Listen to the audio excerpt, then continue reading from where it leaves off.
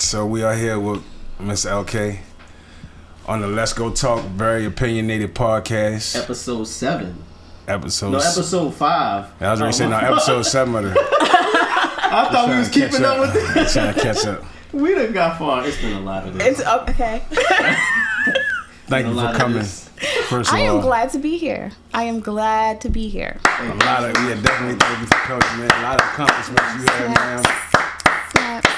Where are you at on social media? What's your I am London LONDYNN_bridge. Okay.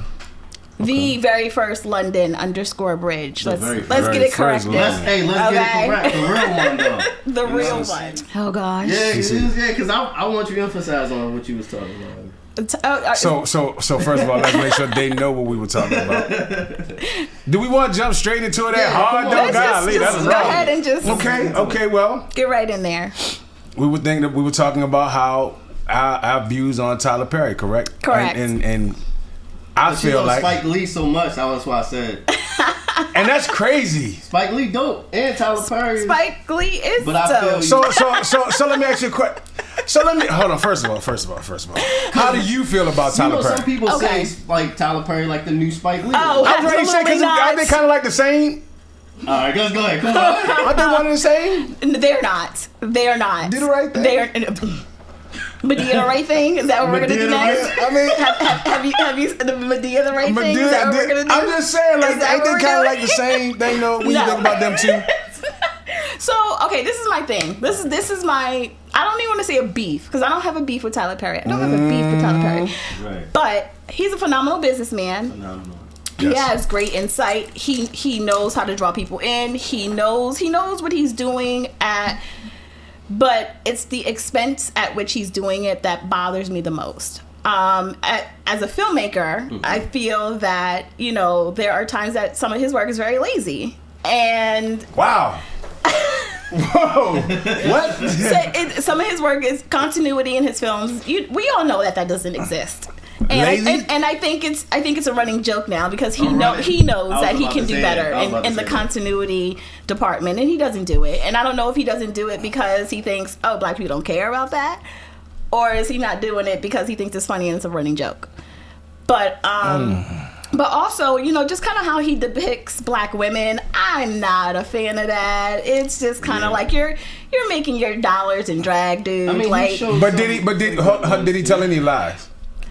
In some of his films, I'm not even going to stick to the Medea. Let's talk about the other characters and all these other films. Single moms, broken black women. Oh, I got to treat this man great because if I leave this man, I'm going to go to this man who's going to give me a disease. Like, I mean, come on. Some of these films that he has, it's a little bit like, is that really what we're doing? But nobody ever questions it because it's Tyler Perry. Because there probably are... There's some truth to it, so I think that people gravitate to it, and that's why it's so big. I think that if he, unfortunately, I think if he showed the other side, people would like it, but it may not hit us the same way. And see that's where I take issues as a filmmaker. I like to tell different types of stories, and I want to make sure that I'm telling the stories that are impactful, but also aren't playing in the stereotypes of what people think black people are.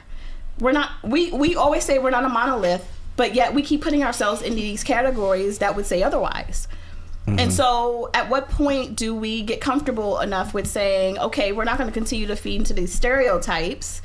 We're going to step outside that box and show the other side of life and the other side of things without playing into what people expect us to. Oh, you jamming over there? That was actually your page. I'm sorry. It probably was.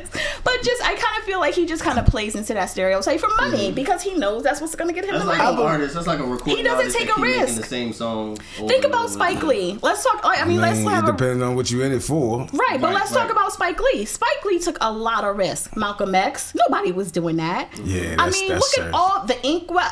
All these films that he's had a hand in were films that nobody was doing. That films that not necessarily everybody was checking for. Yeah. And it was films that didn't always play in the stereotypes. When you think about it, like, how can you miss with a film like Malcolm X? Yeah. How can you what? How can you miss with a film like Didn't they Malcolm do X? another one though and missed? No. Another Malcolm X movie? You can definitely miss with a Malcolm X movie. That was a Yeah, documentary. You can miss. Yeah, but yeah. If you allow do the right thing. Even if you allow the people that Like did that. Aaliyah's to do it. no, maybe. I'm saying that's a great film. Oh, okay. Like- What? Do the right thing? It's an amazing School film. Days. I mean, look at all Can these. you miss Look, with those though? Like if it was anyone else doing it, if a different absolutely. director was Oh, to get- absolutely. was to Absolutely. get like Do the Right Thing or Oh, absolutely. I mean, Crooklyn? Imagine if Crooklyn. Tyler Perry was making Yeah. making Crooklyn. movies back then.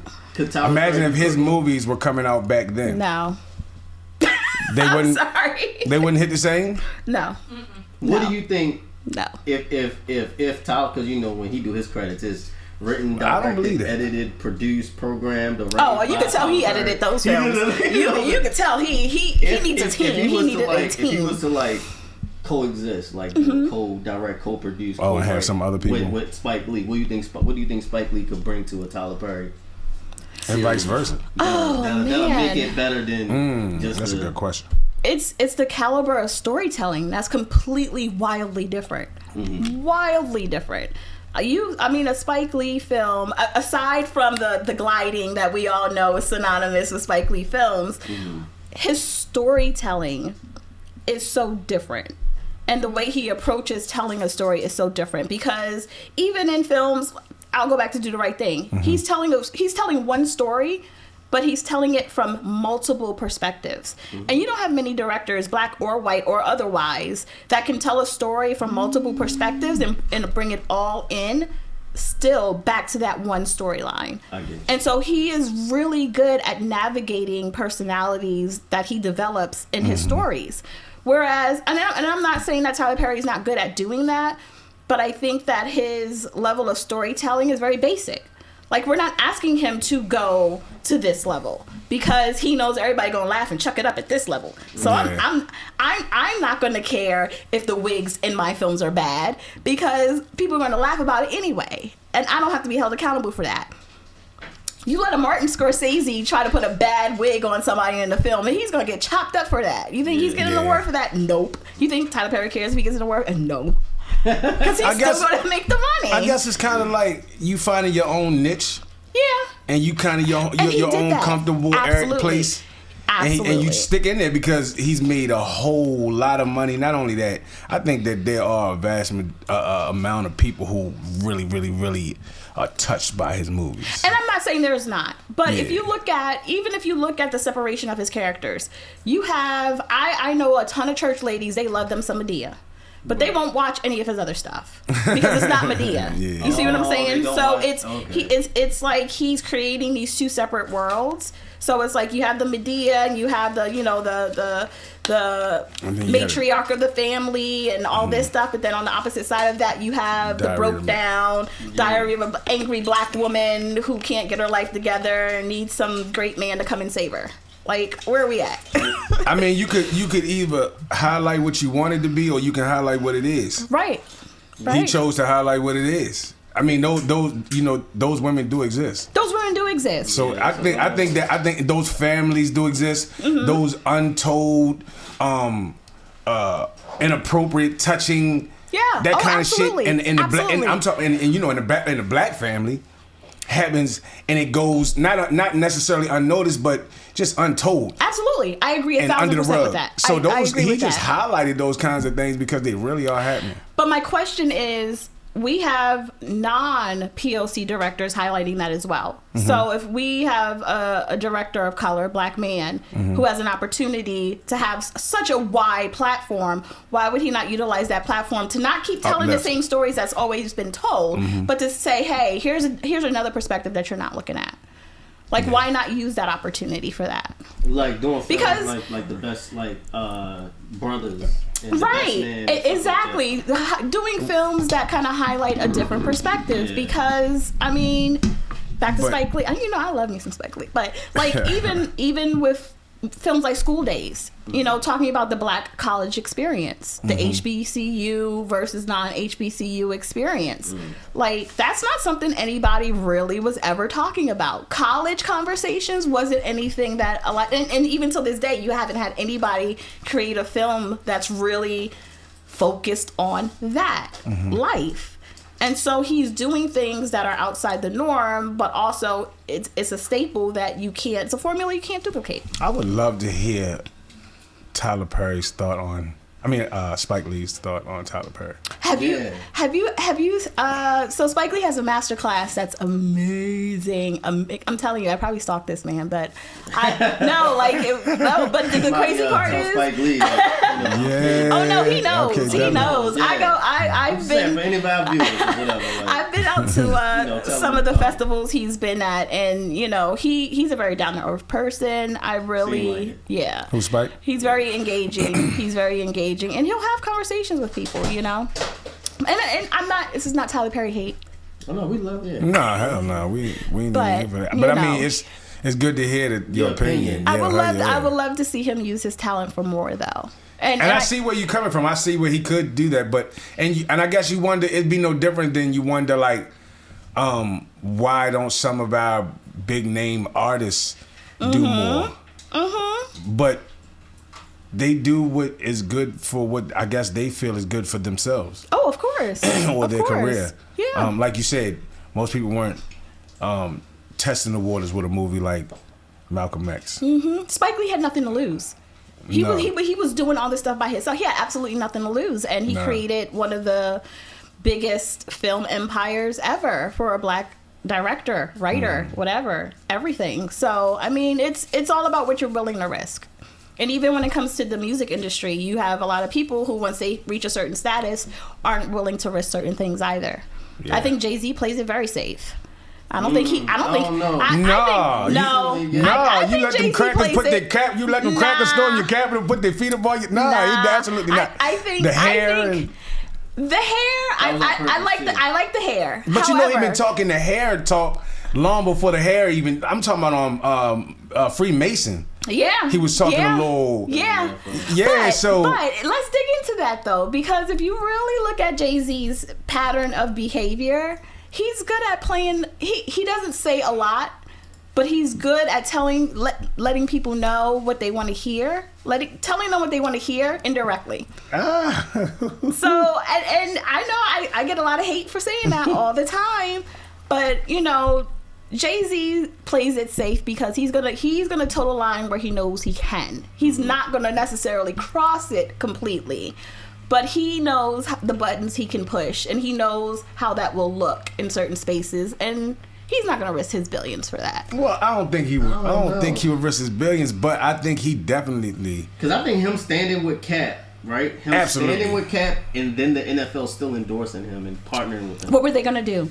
Let's be realistic. What were they going to do? What were who gonna do? The NFL. What were they gonna do?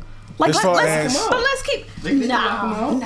Let's keep it real. Jay-Z? The NFL, they still chose to partner with him. Absolutely. Even though he's not a cat, but they black. But they have to. Why? Look at this from a business perspective. They have to. Everything that had been going on for so long, they had to find someone to partner with. They could have did it with Dr. Dre. They weren't going to partner with Dr. Dre. They needed somebody that they know the community was like, yeah, Jay's that, Don't. And this is the thing, because I feel like people underestimate what happens behind these closed doors all the time. Yeah. And I had been saying it for a long time. As soon as the Cap thing happened, I was like, they're going to partner with somebody, watch. And not too long after, here comes Jay-Z. I think that nobody else would have made it. Nobody would have cared about anybody else. Nobody would have cared. If the NFL partnered with anybody else? Nobody would have cared. I think if we did it with Dr. Dre, I think they would have cared as much. Dre's already been in circulation. We already know. But think about it though. How Dre is. Think about it. Wise. Until the Super Bowl, how many people knew? How many people? I'm not going to be impressed by them partnering with Dre. You know how many people on a business side Dre partners with every single day? That would have not made any political statement. But I'm saying you're going to partner with the dude from the projects. Nobody really knew that there was Jay-Z. A lot of people didn't know it was Jay-Z until the Super Bowl. I knew. You knew.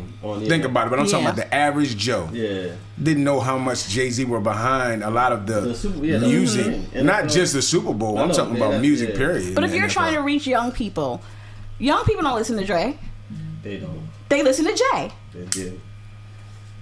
It's because you ain't putting nothing out, but I feel you. If I'm a chess player and I'm a business person and I'm going to say, you know what, damn, we kind of fucked up. How do we fix this? Let's get somebody that's going to get the people going. Jay-Z. So let me ask you a question. Do you feel like Oprah could do a little more? No, you can't say that. I don't even know what that means. We only speak that language. This is the very opinionated podcast. Let me say this. Oprah does a lot, but where she does a lot needs to look different.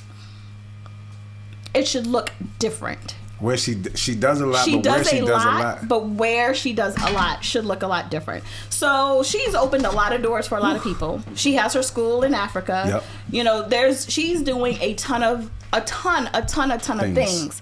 However, I feel like if she were to pivot a little bit and focus some of that a little more on some of the causes that immediately impact us, it would look a lot different. I'm sorry, I don't care about Dr. Phil. You know, I don't care about, you know, all these other people that she has put on. And I get that. She's opened a lot of doors for a lot of people, but she is another person that toes the line because she don't want nobody messing with her money. At this point, though? Yeah. Oprah's not a risk taker. At this point? When has Oprah done anything? It's hard to lose billions. But This takes a long time. Yeah, but when you come from nothing, you don't understand that. Think about how many black people get into positions of power and hoard their money. Yeah. They either hoard it or they blow it. Yeah. There's no middle ground. You're either gonna go out there and you're gonna get that Lambo because that joint was nice, or you gonna hoard your money and sit on it because you're afraid of losing it, and all you think about is accumulating more money. How can I accumulate more? Oprah was a fucking crackhead. For sure. Yeah. Do you think she would ever do anything that's gonna risk her being blackballed or doors being closed on her? They talk about it when it's time to inspire, when it's time to motivate. Exactly. It has to be. But what is she doing for crackheads? But giving out free crack pipes. But let's keep it a buck though. If I'm somebody, at one point in life I was homeless, and so for me, I work very hard to make sure people do not experience homelessness. She was a crackhead. I ain't seen her open up no recovery center. I ain't seen her do anything that's geared towards where she was. So who's to say that her money doesn't trickle down into? And I'm not saying that. It's total speculation. I guess when you got billions, it's hard for us to know everything that they. Yeah, but my thing is, if you highlight everything else, why would you not highlight that? What you're saying. Like when you watch the news and it's like 95% of it is just like. I mean, even especially being that she comes from Baltimore. Exactly. Like even when she was doing her show, like I'm an Oprah stan. I don't know if she's from Baltimore, but I know she did a lot of her work. She did a lot of work here, and I'm an Oprah stan. Like I used to love me some. You couldn't tell me I would spend my last dollar to go see Oprah in person. Yeah. But at the same time, even if you look at her show, you know, it wasn't reflective of her struggle. It wasn't reflective of her grind. You know what I'm saying? Like I'm not knocking anything she's doing in Africa, but why not open up school for performing arts here? Give grants, give scholarships. You know what's going on here. I'm pretty sure. I would like to think, because I don't know the answer to it, but I would like to think that she does. Yeah. I will. But my thing is, like, you highlight everything else. You highlight Dr. Phil, and you highlight all the, Iyanla, which I'm not going to talk about. But you highlight all these people. Because why the world not? doesn't care. The world don't care about the fact that you put a. But that is her platform, and she should make people care. That's a fact. But you know that she has partners. You know that she has people who say to her, well, we can still do that, but we don't necessarily have to talk about. Those are the ones we don't necessarily talk about. But that's what I'm saying. She toes the line. Thanks. Just like a lot of people who get money, she toes the line. I so she's not a risk taker. Yeah, she's not going to put her everything on the line for anybody. And I'm not saying I'm mad at that. But what I'm saying is, So let me ask you a question. You, filmmaker, right? Yep. Come on now. now. How much are you willing to risk? I've risked it all. I've had it. I've lost it. I've done a lot of things. And for me, I feel like when you're in position to fight for other people, you have to go into that with I don't have anything to lose mentality. you can't be afraid of losing anything, because when you become afraid of losing something, it clouds your judgment. It clouds your ability to really be objective in what you're doing. I have been fortunate enough to be in a number of spaces with politicians, and everybody knows, here she go, because I'm going to speak my mind and I'm going to say what I have to say. Absolutely. And you don't have to like it, and I'm okay if you don't like it, but you're not going to silence me. You're not going to stop me from doing what I need to do, because there's a bigger purpose out there. Mm-hmm. And I've been in plenty of situations, I've been fortunate enough to, speak on the Senate floor and have conversations about abuse and domestic violence. I'm a DV survivor. Almost lost my life right here, Patapsco Avenue, from a former partner. You have to be willing to make a determination that you're going to stand for something. Right. And, I've been in situations where I've walked away from opportunities because it did not sit well with me what the message was. But for me, I'm a very spiritual person. I feel like I'm not going to lose anything, because it's always going to come back to me. Mm-hmm. And it always has. Mm-hmm. Yeah. So I agree with that. Mm-hmm. That's my stance on that. Wow. I know, I just got all deep and heavy and stuff. No, because it just takes me places. And I knew that this conversation would, on so many different levels. So But I don't knock people who came from nothing, get something, and then go into self-preservation mode. I don't knock them for that, because is that wrong? I don't like saying. You know what? I don't like the whole right or wrong conversation. I'm gonna say it may not be healthy for their mission, because it might be great for them, because if your mission is not to help other people, it's right for you. Mm-hmm. But if your mission is to make greater change, then of course it conflicts with what your greater mission is. Not everybody is built to do for others. Not everybody's built that way. And I think we have to get into a place where we no, because I think that, we see the Jay-Z's, we see the Oprahs, we see people that are like us. I'm from New York. I'm from the Bronx. I grew up with a lot of people that Wu-Tang. I used to hang out with them when I was younger, because I was a little wild. We're not talking about that. But Come steps. When you see people in your neighborhood and they blow up and they're doing these amazing things. Like, I have so many friends that are doing so many amazing things right now. There's always that expectation, like, yeah, I know they're gonna circle the block. They gonna, and then they don't. And then people are mad and upset. Oh, well, you're doing all this political. Okay, but they're not built for that anyway. Like, you have expectations that people are gonna circle the block and save the world, and they're not even built for that. They barely saving themselves. Yeah, and then the ones that do circle back, sometimes they don't make it out to go do it again. Yeah, exactly. Not only that, the people who that's what I was thinking about. I just said it. What? She said, "Look at Young Dog." Yeah. Oh yeah, him. He did not want to. Nipsey wanted to give back to his neighborhood so much that he put a store in his neighborhood, and then he not only just put it there, but he was actually there, physically. Like, not I just own the store right there. No, you can actually come to the store. You might catch me. Yeah. But history has told. But I'm gonna go back to Spike, because people don't know. But his 40 acres in the mule store. Mm-hmm. He used to be in that store all the time when he opened that store. But see, I think what people don't understand is that I'm all for, when you get to a certain level, you got to get your ass up out of there. Mm-hmm. You cannot, because we see what happens when you do. Come back. We see what happens when you just can't do it.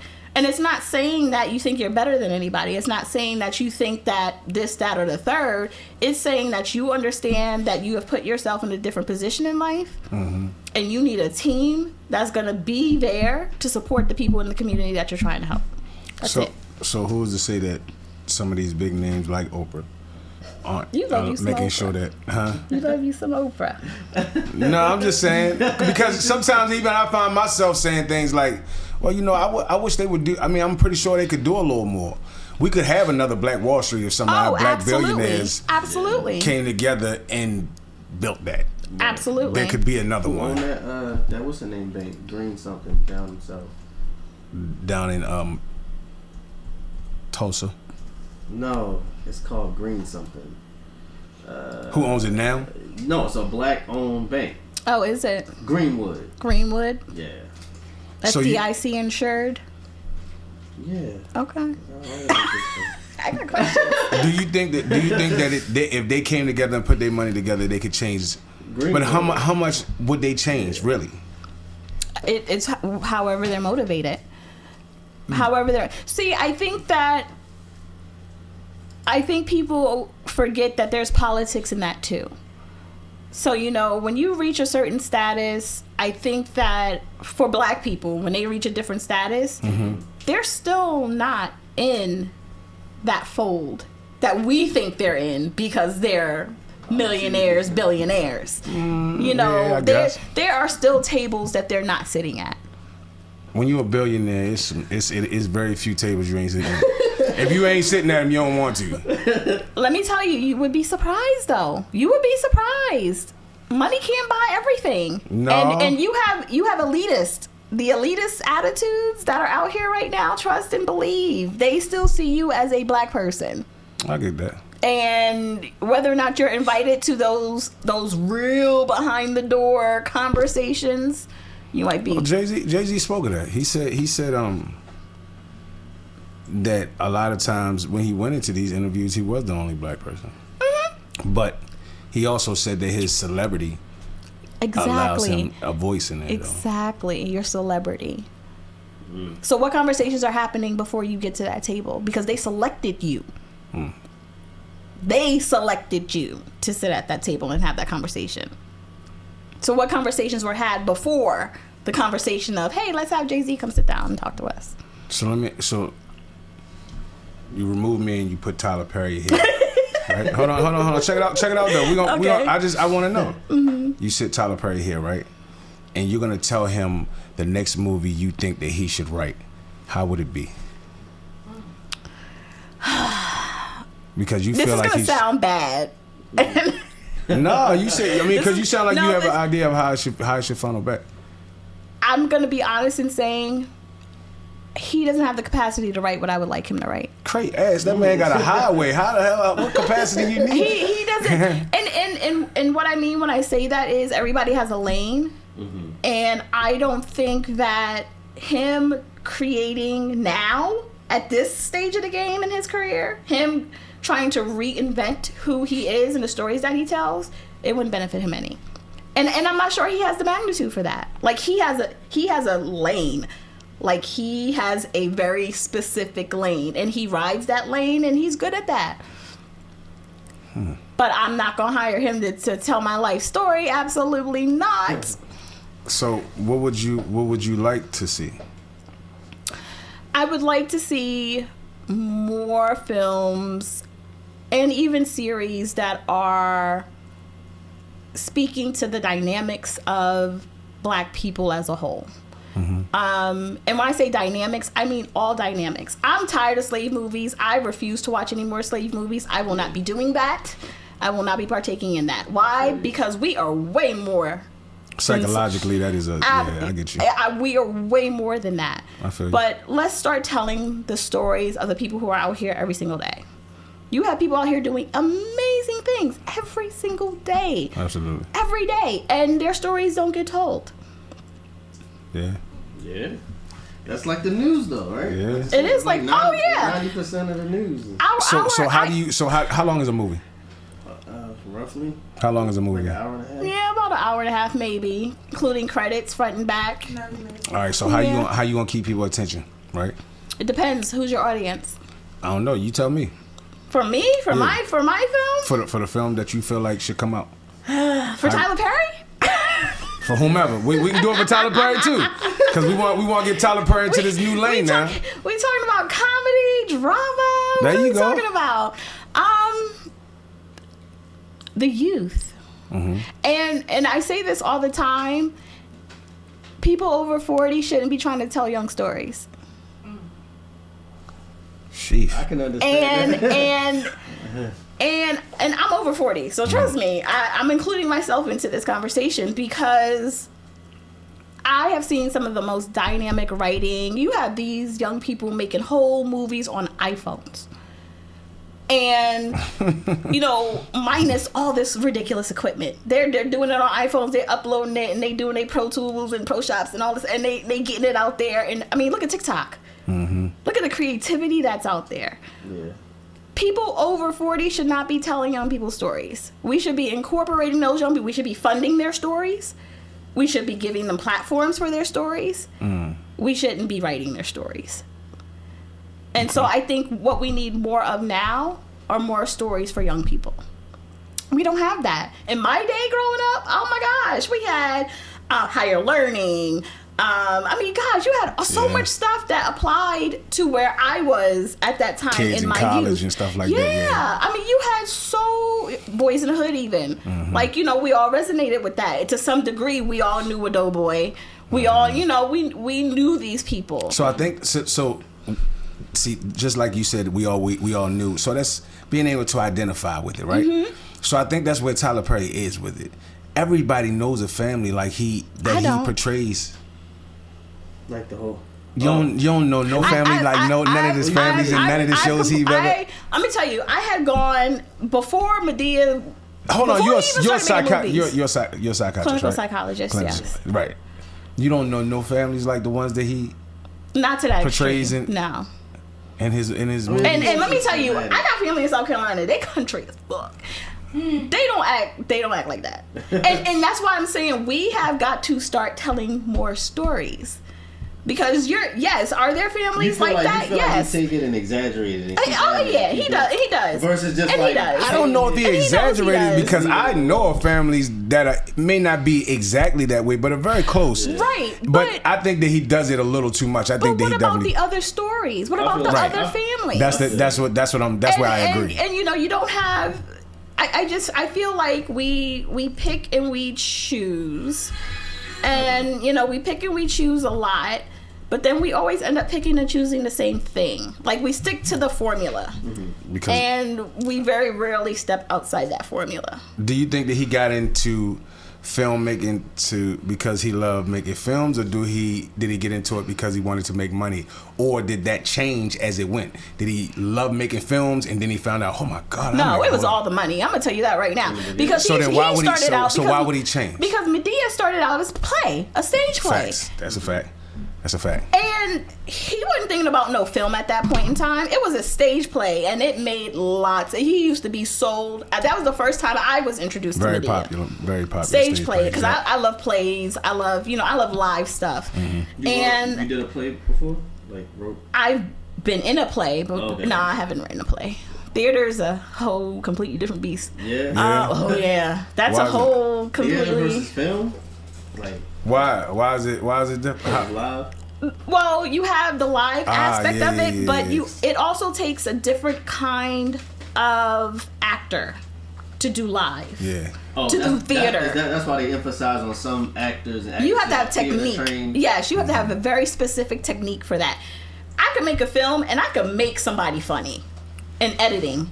I could edit somebody to be a good character. I could edit someone to be dynamic on film. But you can't give them that. You can't give them that. Talent. And when you're on the stage, you either got it or you don't.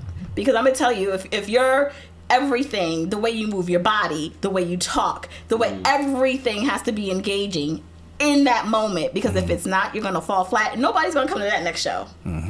Yeah. Whereas if I'm doing film, I can edit somebody to be funny. I could, you could do multiple takes to get them to, do something. And I mean, there are plenty of actors and actresses that have zero personality in real life, but they translate well on film. Yep. I believe that. That's kind of good.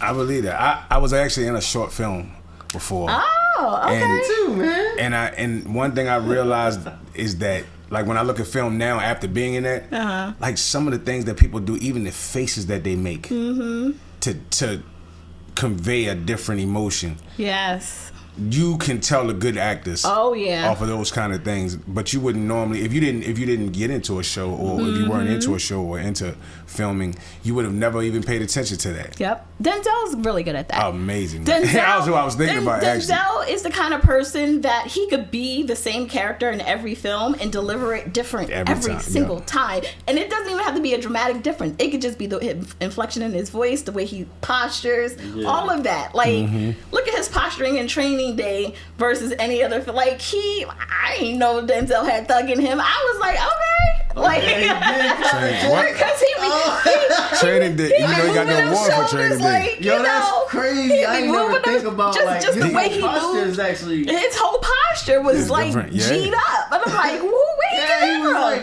I ain't never think about that. Now I want to watch that movie. What, Training Day? Yeah, when you think about it, he definitely stepped into that whole character. Yeah, like he was it was like he was a different person. Yeah, but again, he's classically trained. Like, he is a trained. Classically trained. They said that Tupac, that happened to him so hard that he kind of like didn't snap out of it. Yeah. He didn't snap out of character. Yeah. After like Juice. Will Smith said that about one of the movies. He had a love interest when he was younger, and he was actually in love with her after they stopped filming. Yeah. Oh, because of the film. Yeah, his character was in love with her. But a lot of people. That. But that's how that works. That's how Hollywood stuff works. They're probably spending time together. People date each other afterwards, and then they're like. I'm sure, because I mean, if we have that type of scene, we want that type of continuity. Yeah. If you just acting that character out and you still that character afterwards, that's some shit. I mean, think about his name escapes me right now. He did the Joker. Heath Ledger. Oh, Heath Ledger. I mean, he couldn't break character. I mean, psychologically, he admitted, like, that role messed him up because he was so deep in the trenches. Like, he couldn't. I'm sure that they have detox from some of them parts. But you know what? Leonardo DiCaprio too. Yeah, they're doing better now. But back in the day, they didn't have any therapists on sets. They do now. I mean, they have like little debriefing things now, but that wasn't a thing back then. You come in here, you do your job, you go. And they didn't care how you were about it. We give you a check. Filming for like 2 years of being a certain same person, and then you got to go back to being you. And after 2 years of filming, you got like, how do you even do that? Or just after the cut, and it's just over with. Yeah. You was a whole gangster for 2 years, right? Or a prostitute for 2 years, and now you got to go back to being this church going. Right, that's crazy. It's really crazy. Do you see yourself doing the big directing? Oh, absolutely. That's what I'm absolutely. Yeah. Absolutely. I don't do anything halfway. Absolutely. I've got some awards for some of the things that I've done, some of the concept work that I've done for films. I was telling him earlier. About the film festival. Yeah, I love being behind the scenes because it's like I could write something and hear somebody else say it and people not know that I wrote it, and it's like an inside joke. Oh, you know, it's that kind of like puppet master, like, I know they was gonna say because I wrote it, but I've ghostwritten for people. I mean, I've done a lot of. I love doing that stuff. I love it. I don't need to be in front of the camera. I don't even need to be in the credits. Is it hard to ghostwrite because you're writing for some other character? You're writing for someone else. It's not hard. Yeah. Mm-mm. Do you feel like you have to embody that character in order to be able to write? I think any good writer embodies a character if they're writing. Do you have to detox from that writing afterwards? That's crazy. Absolutely. That's crazy. Absolutely. When you're writing, you're in it so deep. Yep. That when you come out, it's like, whew. Yeah, I get into spaces where, like, I could write for a good 6 months, and I won't write for a year because I'm burnt out. And that's why, like, I do so many different things. Like, if you follow me on Instagram, you'll see, like, you were like, what the? But, like, I'm all over, I fly planes. I do all kinds, I'm all over the place. And I travel a lot. So it's like I have to find outlets because even in the work that I do outside of film, I work with a lot of trauma survivors. And so even that, I take on a lot. Have you ever heard of Tonya Kane? A lady named Tonya Kane? Yes. That's my sister. What? Really? I didn't know that. That's my sister. Okay. Yep.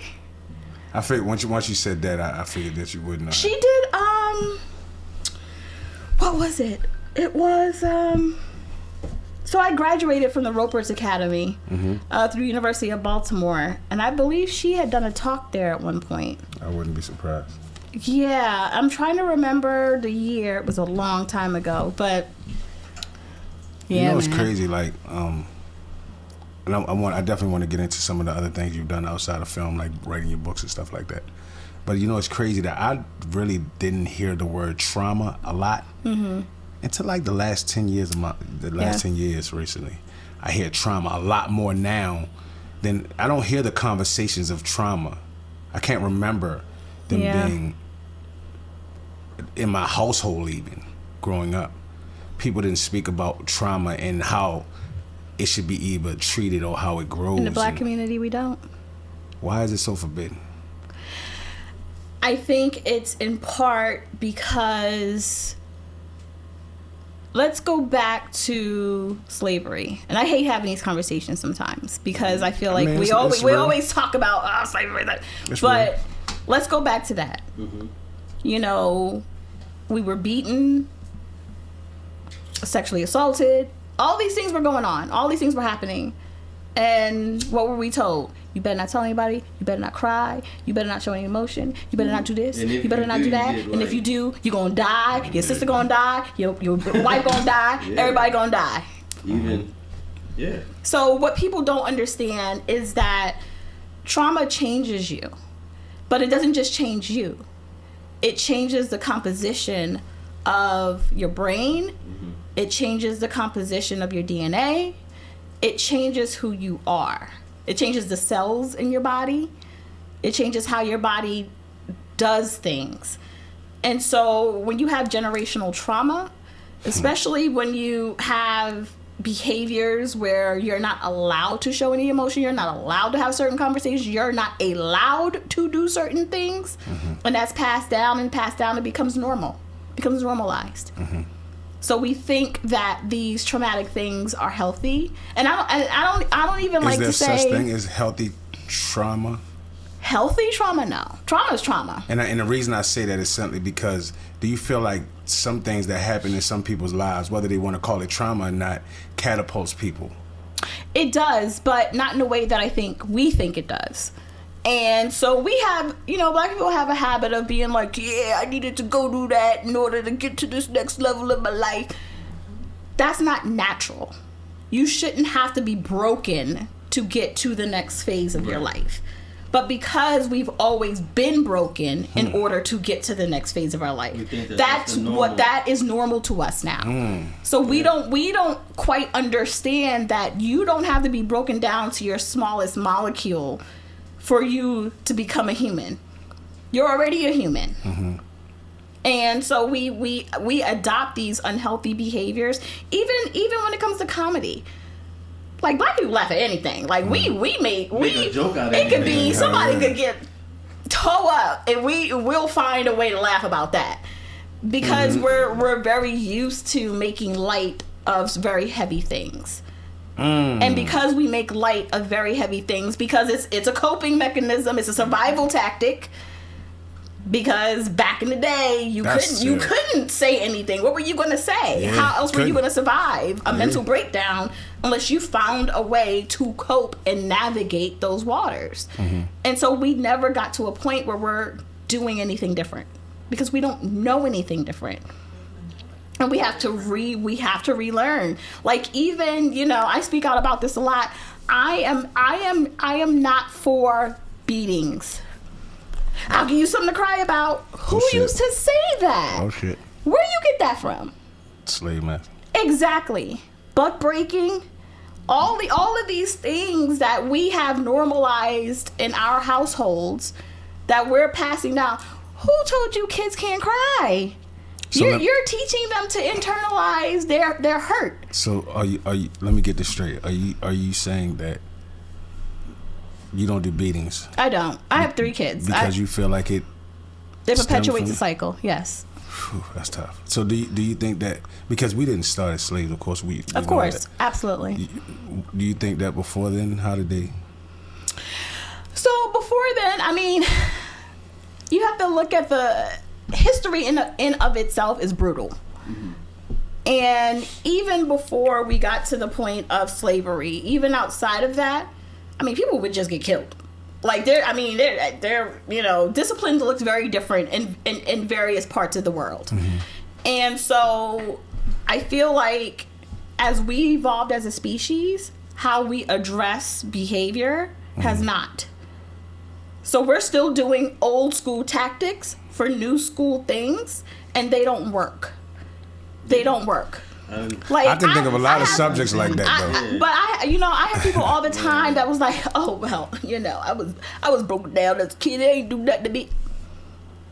Your communication skills suck, Blue. Yeah. Like, come on, let's keep it a buck. Like, and people don't realize that. Like, for me, I'm gonna tell you right now, I was an unruly child.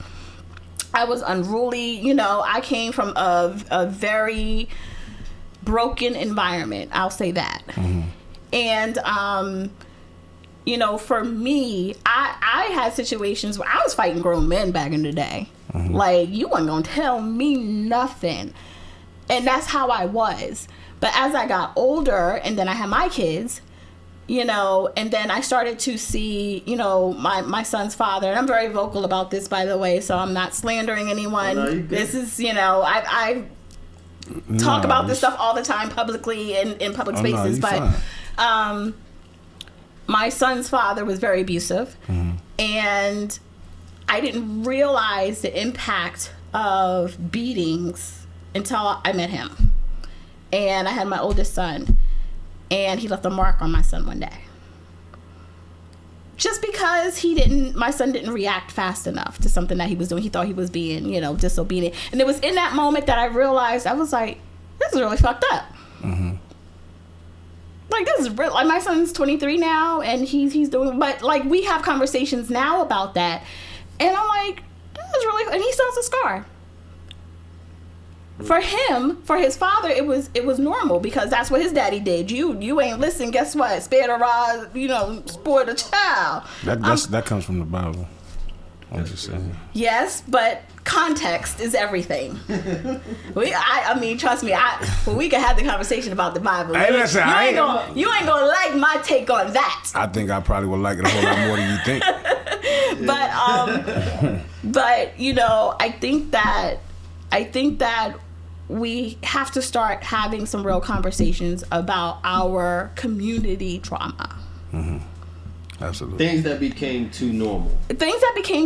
That aren't, and I don't like using words like bad or good, healthy or unhealthy, because bad and good is too subjective.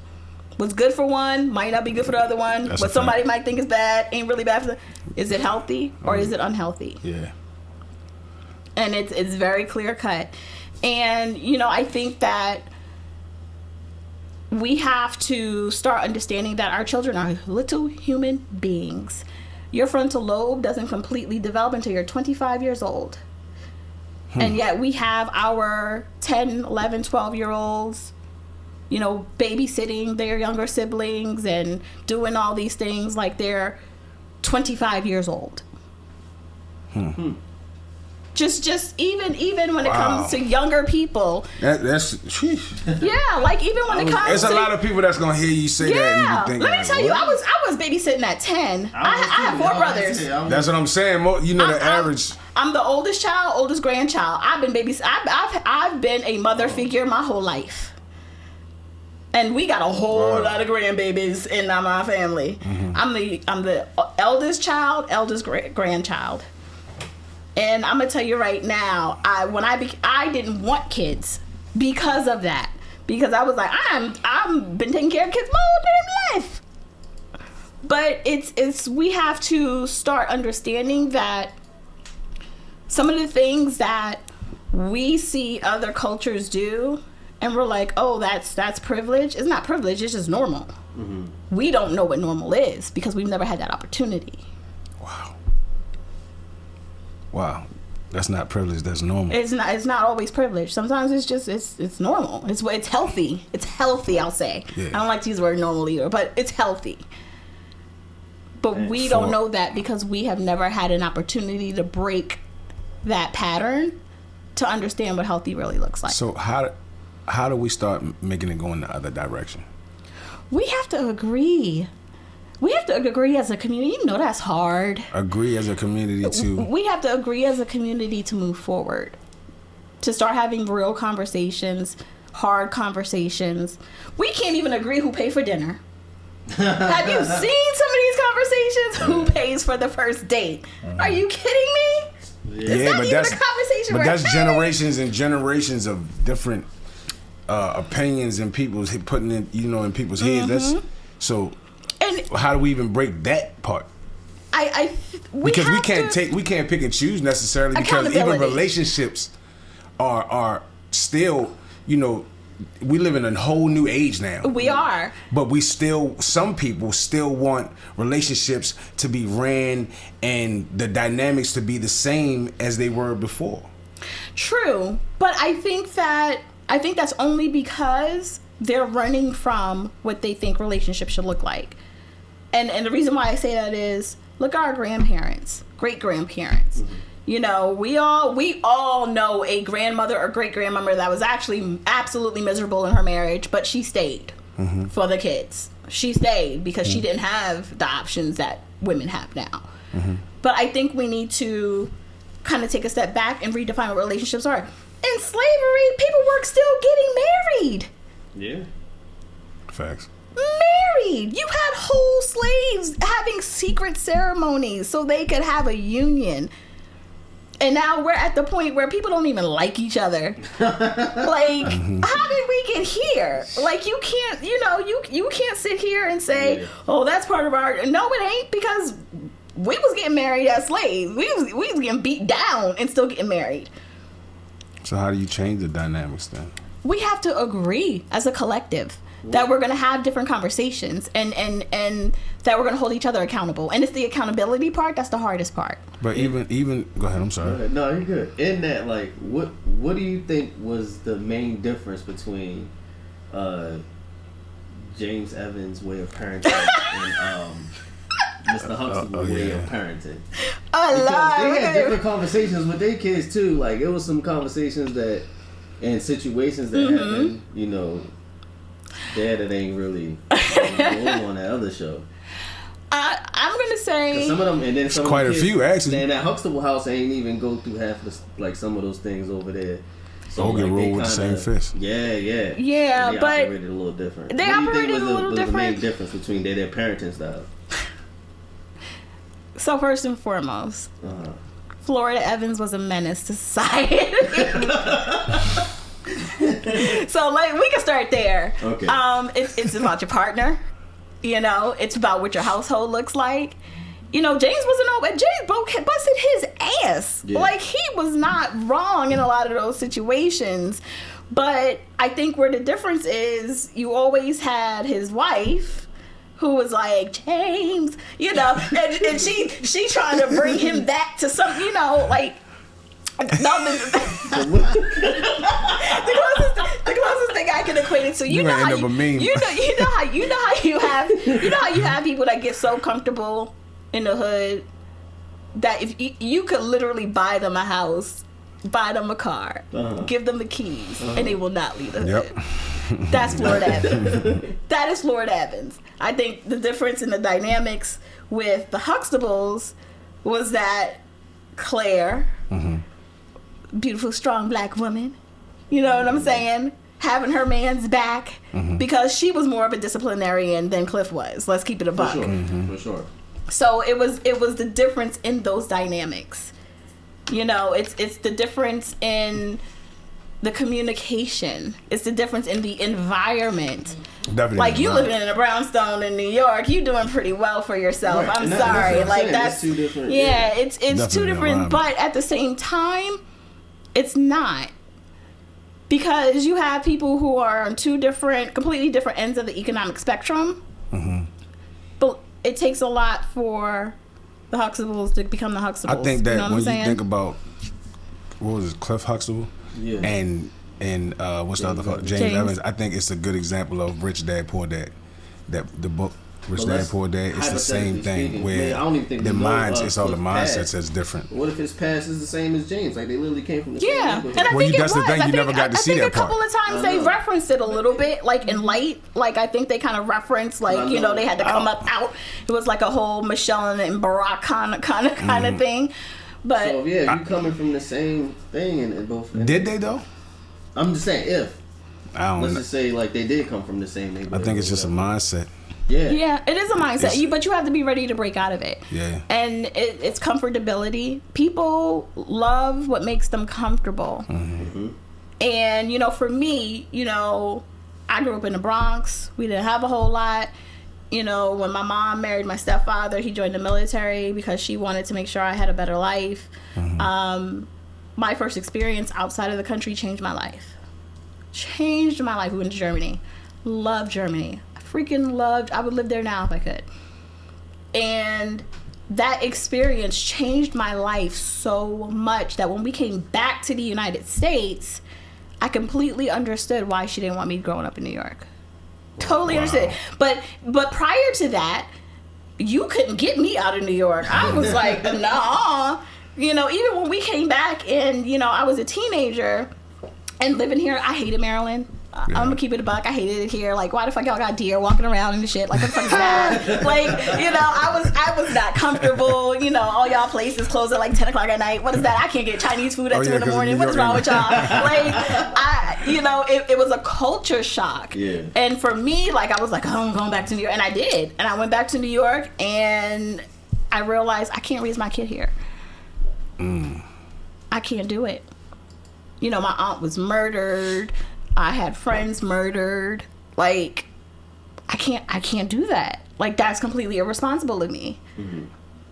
And so I came back here and really had to say, okay, I got to get my shit together because it's not about me. Mm-hmm. At the end of the day, it's not about me. I brought life into this world. It's about that life. It's not about me. But you have a lot of people that can't do that. Yeah. I mean, you literally have people that will sit in environments. You can't heal in the same environment where you got sick. Mm-hmm.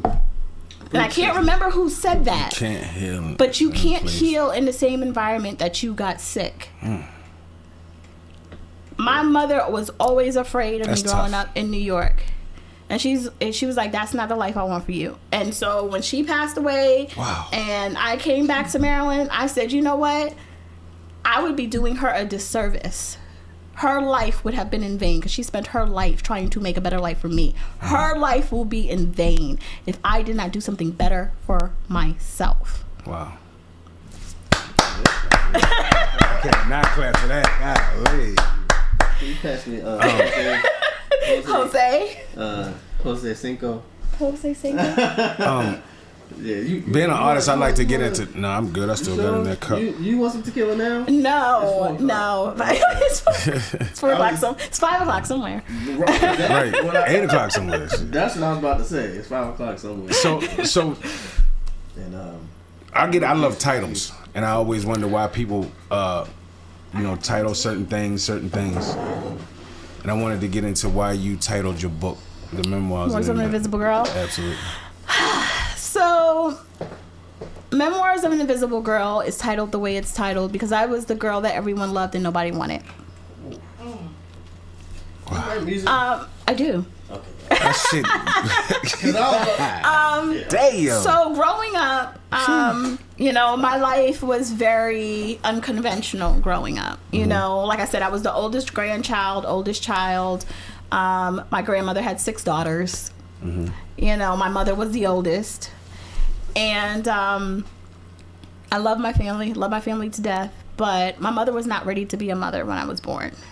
She had me at 18. She did not know what she wanted to do with her life. She was not ready to have a child, but she was a good woman. And she was like, okay, I'm going to, do what I need to do to make a good life. So I bounced around a lot. Mm-hmm. I didn't always live with my mother. Sometimes I lived with my grandmother. Sometimes I lived with cousins, whatever. But at that age, I felt like nobody really wanted me. I didn't have a permanent home. I didn't have that consistency. And I'm not saying it's to anyone's fault because I was young and I don't, when we're young, we don't know all the behind the scenes logistics. Right. Mm-hmm. But I felt extremely unwanted. And I think that a lot of times when we have children, we forget to check in with our kids. Mm-hmm. Because we're so busy grinding and trying to make a way that we don't really stop and have a conversation. How are you feeling? We don't check in. Mm-hmm. And so, I felt very invisible, bounced around a lot with family, and that put me in a very dangerous situation. Stayed with a family member, was molested at a very young age. I remember distinctly having a situation where I was staying with family in another state, probably like my third or fourth school at this point. And I got on the wrong bus to go back to their house. And so bus driver was cool. Like, oh, you're on the wrong bus. I'm young. Like, I'm young. And took me back to school because I was on the wrong bus. Mm-hmm. This is after, way after school. And I ended up walking home. Nobody noticed that I didn't come home right away. Wow. I could have been snatched. And you're living in a family, like, who are you living with? At this point, I'm living with cousins. And nobody noticed that? Nobody noticed that it took me 3 extra hours to get home. Wow. Pretty invisible. Yeah. And so that's kind of what my book talks about. So there is there's my book that talks about my life. Mm-hmm. But then there's a companion piece. It's a documentary of the same name. Mm-hmm. And essentially the documentary focuses on motherless homes. Because we hear all the time, fatherless this, fatherless that, fathers, all the fathers in the house, we can't, right. Fatherless homes, the impact. But we never talk about the impact of motherless homes. Mm-hmm. We never talk about the impact of motherless homes, especially on young girls. Because mothers are the nurturers. Mothers are the birth. You're birthing life. You're giving life. But what happens when you don't have a mother, for whatever reason, whether it be death, drugs, incarceration, whatever, what happens when that foundation is not there? And so I interviewed like 6 women, all different types of stories. Some, mothers were murdered. Some of their mothers were in jail, drugs, whatever the case may be. And just kind of having conversations about the impact of that. Because when I became a mother, I told you, I didn't anticipate having children at all. Mm-hmm. Because of all the trauma I had been through. I was petrified of having my own. Mm-hmm. And so when I got pregnant, it was the scariest thing for me. Because I was like, I'm not equipped to be a mother. Like, I'm perpetuating a cycle right now. I'm 18 and I'm pregnant. Like, my son was born early, but he was literally born a month after my 18th birthday. Wow. Like, I'm perpetuating the cycle now. I'm a part of the problem, this, that, and the third. And, my mother died when I was 13. Mm-hmm. I didn't get a lot of time with her. And the time that I did get with her, I felt cheated. Mm-hmm. Because I bounced around so much. And then when we finally got to a point where our lives were getting a little more consistent, she passed away. Mm-hmm. And so I didn't have a nurturing bone in my body. I didn't know what nurturing was. I had never really truly been nurtured. And so here I am about to bring life into this world. How the hell am I going to nurture this child? Sometimes everyone tries to say, "Oh, you're when you have a baby, you just naturally bond." No, you don't. That's a lie. I love my oldest son, and he and I grew up together, literally.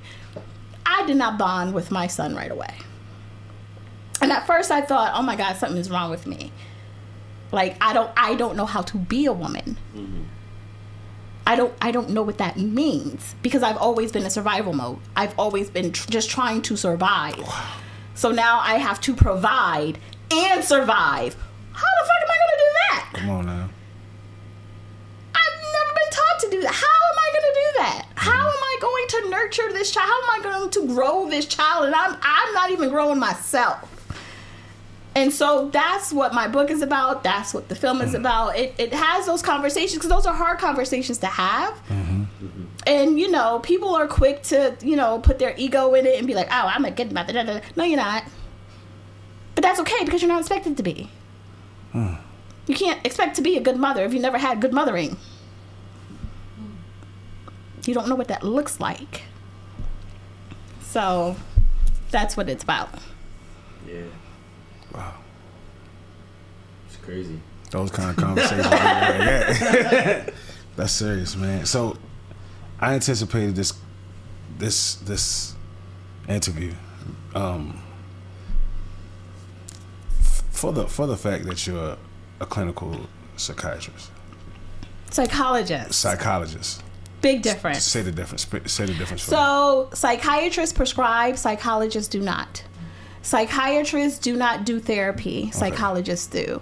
And I think and so you're a psychologist. Yes. So I need your card before you leave. if I have some, I'll do. Shit. So that's one of the things that I've always worked towards getting people to understand, because you know, Black community, we're all new to this mental health thing. You know, we're trying to get this therapy going, but a lot of people, when they're seeking resources, they think psychiatrist, and I have to educate people all the time, because people are like, I don't want medication, and I'm like, okay, because that ain't what we do. So I think that people, you know, forget. So psychiatrists are essentially going to diagnose you when you have mental disease, schizophrenia, you know, even anxiety, yes, you know, but disease.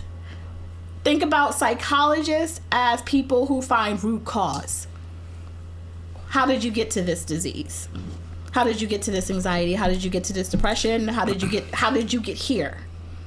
And we're going to talk about it. We're going to do art. We're going to do whatever your methodology or modality of treatment is, because there's so many ways to get therapy, and I think people don't realize that either. They think, oh, I'm just going to go in here and talk. That doesn't work for me.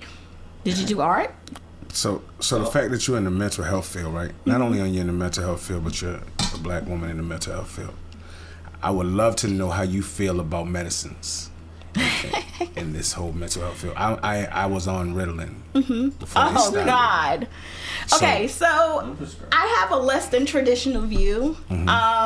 So first and foremost, for clinical psychologists, people of color represent 2% of the population. Go to school, kids. Represent 2%. 2% of the population of clinical psychologists. Wow. Are people of color. Not specifically even black, Indian, people of color. Wow. So it's imperative, and that's really, honestly, I hated school. I was great at school. I hated school. I only went back to school because of that fact. Because of that percentage? Because of that percentage. That percentage hasn't changed. I mean, it hasn't. The needle has not moved significantly. I would say in the past 5 years, you have more people of color getting degrees in psychology for counseling, but not in clinical psychology. So the difference is, when legislators make laws and you know, all of these things happen for laws and rules, they're getting it from data they get from clinical psychologists. So if your clinical psychologist is not representative of the community in which you live, it ain't gonna be those laws and all those things, they're not going to be representative of you. I never knew that. That's crazy. I am very much, I'm not going to say I'm against medication. I am against medication as being the first stop. I don't think medication should be the first thing we do for anyone. I think the DSM-5, which is used as the Bible, is bullshit, because it doesn't include comorbidity. It includes it, but it doesn't. Like, you're never going to find anyone that is textbook DSM-5 to diagnose. It's never going to happen. You're going to get close. But you still have to look at other underlying factors, which in most cases don't necessarily include socioeconomic stuff, but whatever. But you know, you have to include these things. So I'm not a fan of medicating children at all. I don't think children should be medicated. Your brain is still developing. I think there are other modalities. Yes, there are some there. And let me preface this by saying, not all cases fit into this. I get that. You do have some people that genuinely need that medication. However, I feel like we over-medicate our population. How about adults? I think adults are heavily over-medicated. Excuse me. I think the problem with adults... let me go back. I think the problem with Black adults is that we've had these issues, but we're getting diagnosed late. Absolutely. Yeah. So because we're getting diagnosed so late, I think we need to look at other therapies before just jumping on medication. Because if you're not figuring out the root cause of your stuff, whatever medication I give you is not going to be relevant. I mean, for example, I work with kids who are survivors of abuse, and you're going to have behavior problems. Absolutely. Why would you put a child that is a survivor of abuse on medication for behavior when you know they're going to have behavior problems because they are a survivor of abuse? And it's forcing them to suppress it. Exactly. So as they grow, this is not going to mature and develop the way it needs to in order for them to really deal with that trauma. Come on now. So you're going to have adults that are going to go out here, and as they get older, they're going to be like, fuck this medication, I'm going to take that. And they are going to be so unhinged because they have no idea who they really are. Damn. Without the medication. Yeah, that's crazy. They're going to be so unhinged. That's a fact. And so, I believe... That's a fact. I believe medication works because, granted, yes, the brain is very sensitive. The brain changes, but the brain also heals. And so we need to be very mindful about how we do medication because some of these medications are changing the way your brain works for the rest of your life. Are there some holistic medications out there that we should... Oh, absolutely. I mean, there are a lot of things holistic. So me personally, I have anxiety. I have PTSD. I have anxiety. I take Kava. You said you had what? PTSD, right? Yes. Do you think that that's something that anybody should even mention? Because don't you think that that's one thing that we all have? Yes and no. So, and the reason why I say no is because my PTSD comes from almost driving off of a bridge from being beat up in the car while I'm driving. Fuck. So my PTSD look very different than most people's PTSD. A soldier that's going out here fighting in the wars and seeing kids get blown up, his PTSD, very different than my Absolutely. PTSD. So I think Levels. it's levels. Yeah. And I think that what he takes shouldn't be what I take. Yeah. Because those are two completely different things. And of course, you just gave me PTSD thinking about driving off a fucking bridge while I'm... Wow. But no, yeah, that was actually a really interesting story. I left my abuser. He and I was driving with my youngest son in the back. I met up with him. He got in the car. We were talking. He did not like what I had to say. Started hitting me while I was driving. We were driving over a bridge. Almost drove off the bridge. What the fuck? Yep, had a concussion. He busted my head open. All that good stuff. Yeah, your PTSD is definitely going to be different from anybody else. Yeah. But it's I think that, we try to put people in these blanket categories and say, oh, you got PTSD. Everybody with PTSD, take this. Yeah. No.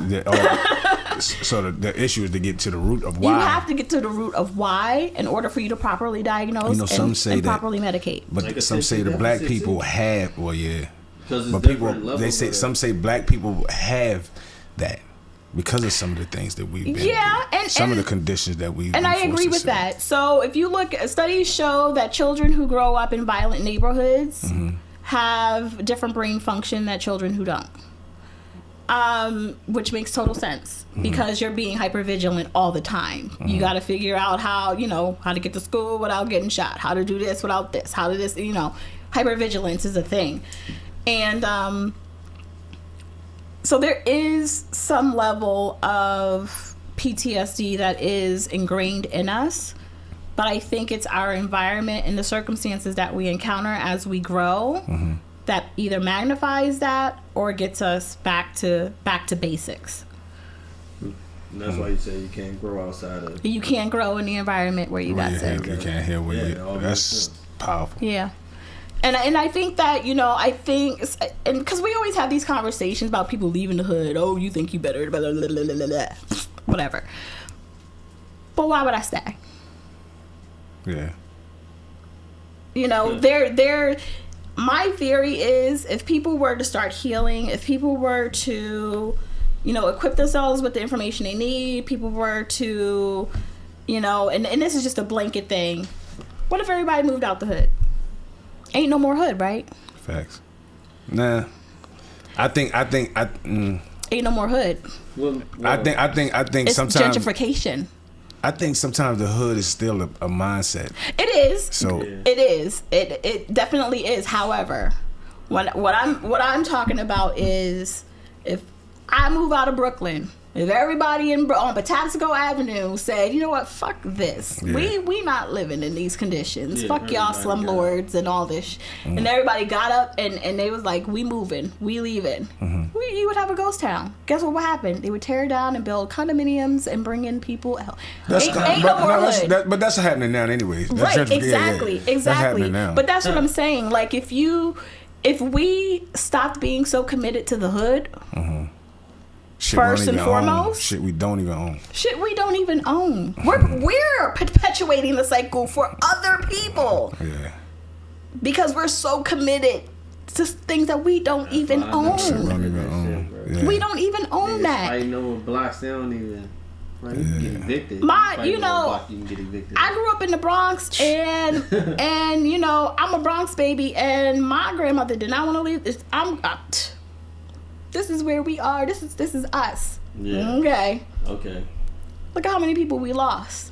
I know. My aunt got murdered in the building we lived in by a friend. Dang. Ain't nobody move. Mm-hmm. Yeah, I know. Ain't nobody move. Yeah. Comfort. Yeah. Because people are so afraid of what you don't know, but you have to also figure out where that fear comes from. Yeah. That fear is given to us. That fear is not us.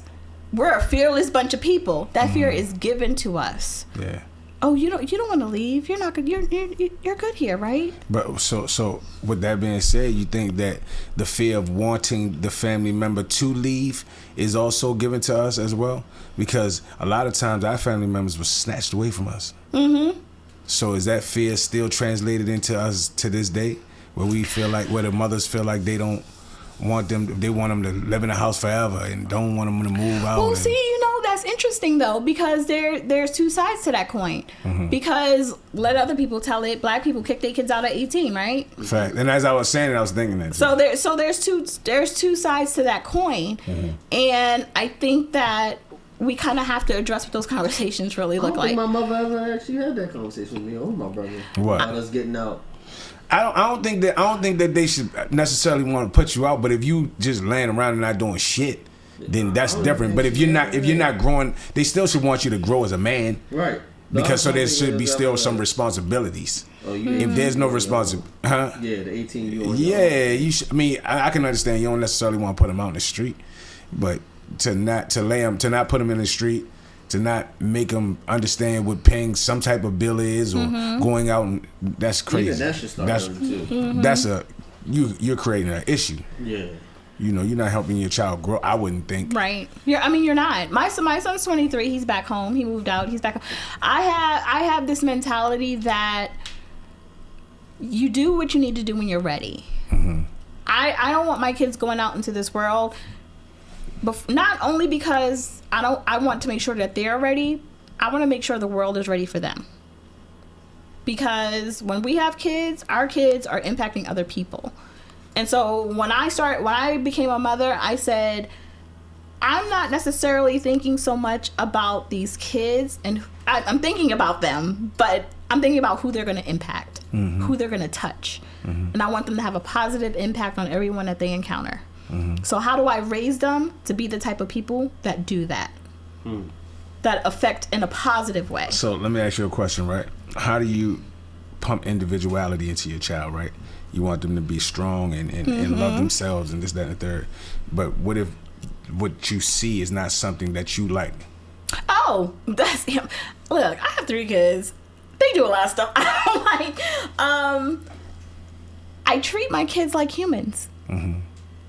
They're not. I am not. My home is not a dictatorship. Mm-hmm. If I ask you to do something, if I tell you to do something, my rule is you have a right to challenge me, but you better have a good argument. Make it good.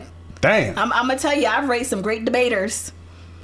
Even my 11-year-old, my daughter's 11, and let me tell you right now, she will come to me with a whole dissertation on why I am wrong, and sometimes she is right. We should have her on the show. Oh, trust me.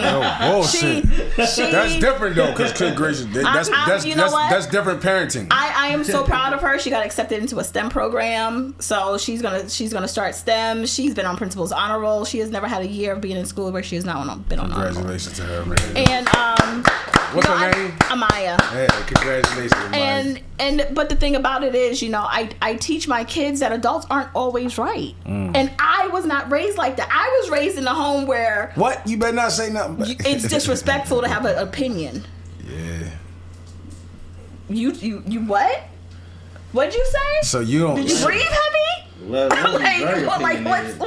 happening? So I cultivate. My home is a safe space. And I tell my kids all the time, I'm okay with you challenging me. Have a good argument. I'm gonna try. Bring a good argument. I'm gonna try to okay with my car. Let's have a conversation. I'm not always right, and I ask my kids all the time, how can I be a better mother for you?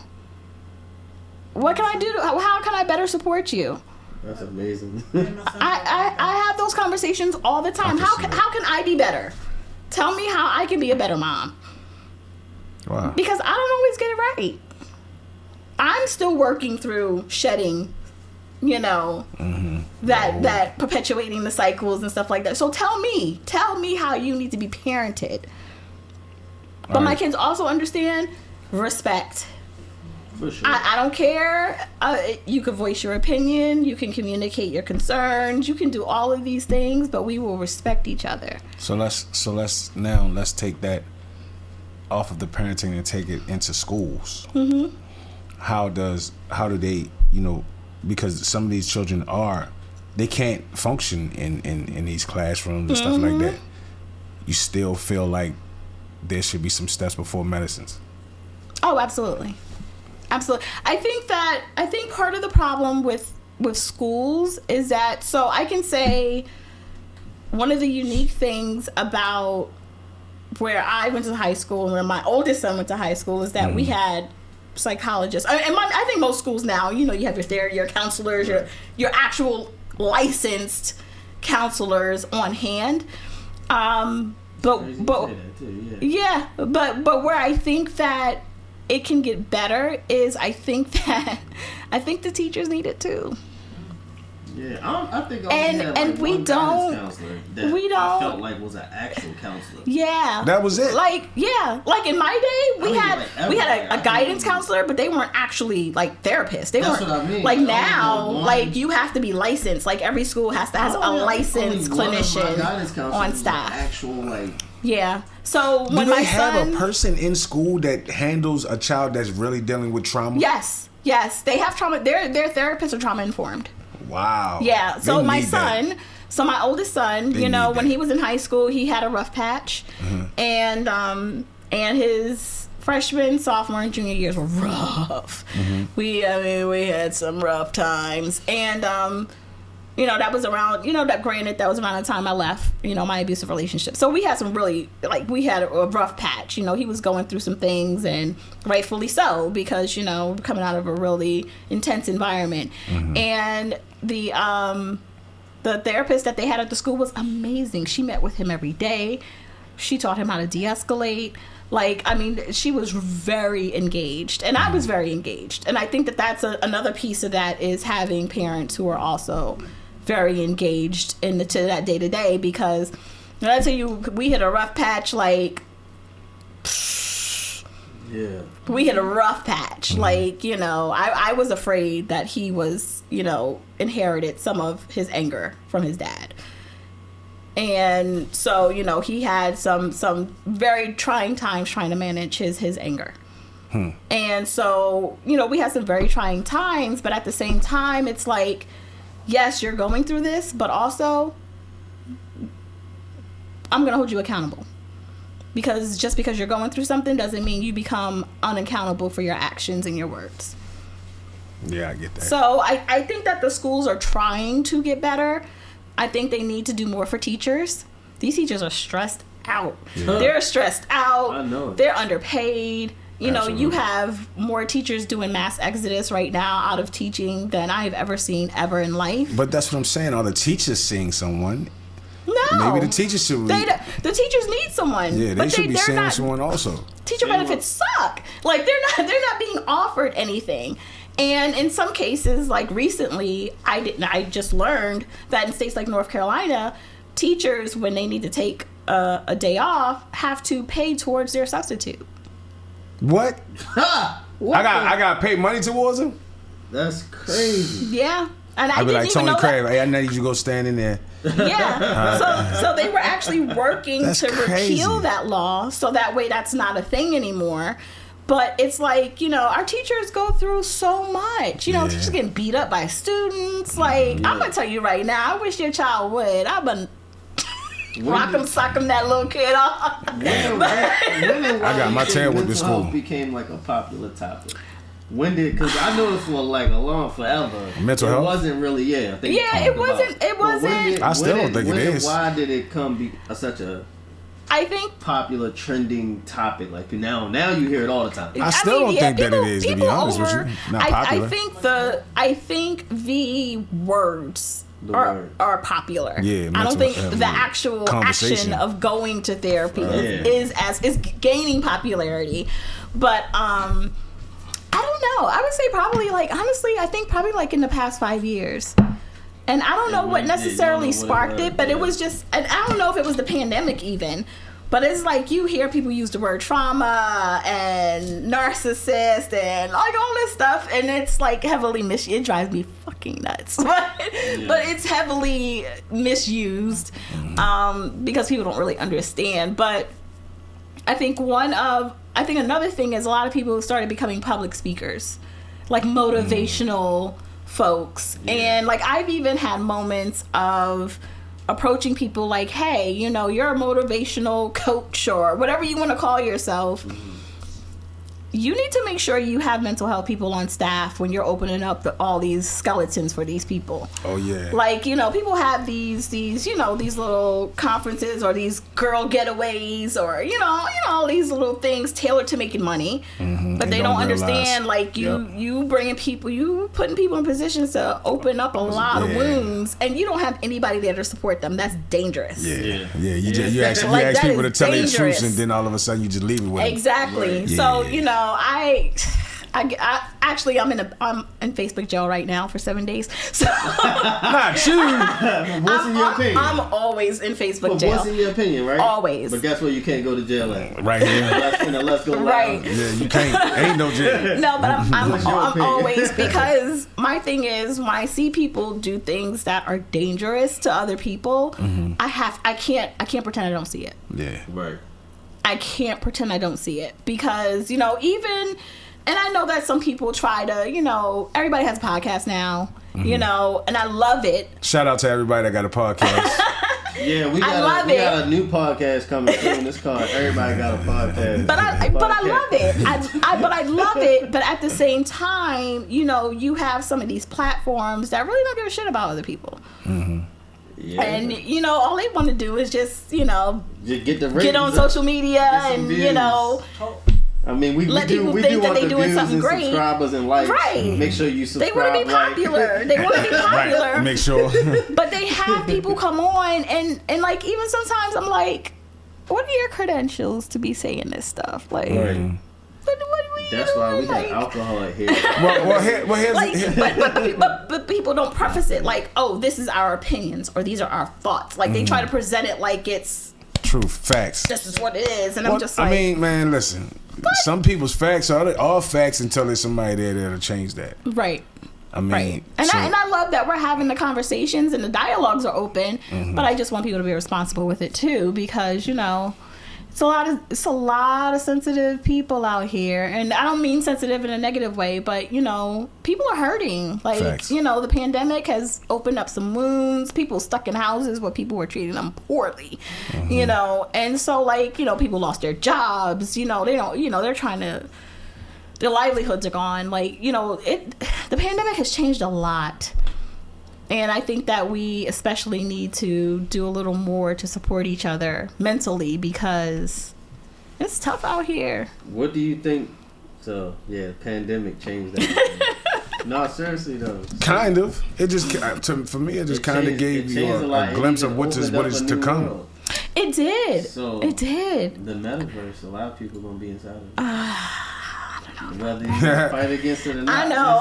That's where I'm old school. I tell people all the time I'm old when it comes to that stuff because I'm just like. Well, that's what I'm saying. But you either move with it or move around you. Whatever. I'm on TikTok. I mean, dang, I'm getting there. The internet came and YouTube came and people wasn't really believing in them things. Nobody would ever think that the libraries would go down. But what people also don't think is that the internet won't go down. And I tell people all the time. I tell people all the time. Yeah, it's called the Web 3.0 is a different internet. Yeah. It is, but I tell people all the time, we as Americans get very comfortable with our level of access. I travel a lot. That's why they don't have us. You go abroad. They ain't even with it. It's very different. And I tell people all the time, and people laugh because they're like, the internet's never going anywhere. I was like, you realize the internet wasn't always here, right? Yeah, facts. Yeah. You do realize that the internet can be heavily regulated and modified to fit whatever need the government feels they need to fit. Yeah. Right? Yeah. The internet algorithm. Let me tell you how crazy the algorithm is, though. Yeah. Okay. So my birthday's coming up. Mm-hmm. I'm trying to go Vegas. Yeah, have a good time. Coming up, which makes you a Pisces. Oh no, I'm an Aries, darling. Aries. I was going Aries. Let me tell you how crazy, and it freaked me out a little bit because my phone is everything, like most of us. Mm-hmm. Searching flights and everything. I go home and I get on my computer. Mind you, I don't really use my home computer for much because I use my phone for everything. Yeah. Mm-hmm. Open up my web browser. I know where you're going with this. And it's showing me stuff for Vegas. Exactly. Oh yeah. And I'm like, how you get from here to all of your devices how are all connected. Exactly. So everything goes through the Amazon server. Yep. So the internet is ran by Amazon. Mm-hmm. You search anything, it's going to, they have to go through Amazon. But think about how scary that is. I've searched things, went on Facebook and seen it in my feed. Yeah, oh yeah, all the time. Yeah. All the time. Yeah. But I tell people all the time, our mics are hot all the time. Mm-hmm. All the time. Yeah. And if you have an iPhone, it'll light up. It'll show a little green dot when it's recording you. Pay attention. Yeah, so it's like, I think Americans especially, like, we take a lot for granted and we think that everything that we have right now is always going to be here, but people don't really like, no, because like I have a house phone and people joke me all the time, like, you got a house phone? You got a house phone? I have a house phone because let me tell you, the dial, the rotary dial. I'm a prepper. Like, because I wholeheartedly believe that this is all gonna go down one day, and you gotta be prepared. You ain't I'm a prepper. Wrong. I'm a prepper, so I fully believe like this shit's gonna go off the rails real quick. I have books on things I need because I don't want to have to Google. Like, if internet go down, I can't Google nothing. Come on now. So if I need first aid, whatever the case may be, I got all the books. But I tell people all the time, I'm like, y'all keep playing around, keep fucking around. You seen Don't Look Up? Oh yeah, I definitely. But I can tell people all the time, if something here, if something, slip that one right on in on there, didn't it? His little goofy ass sitting at the desk like. You should have asked if she liked it, slid that thing on in there. No, but.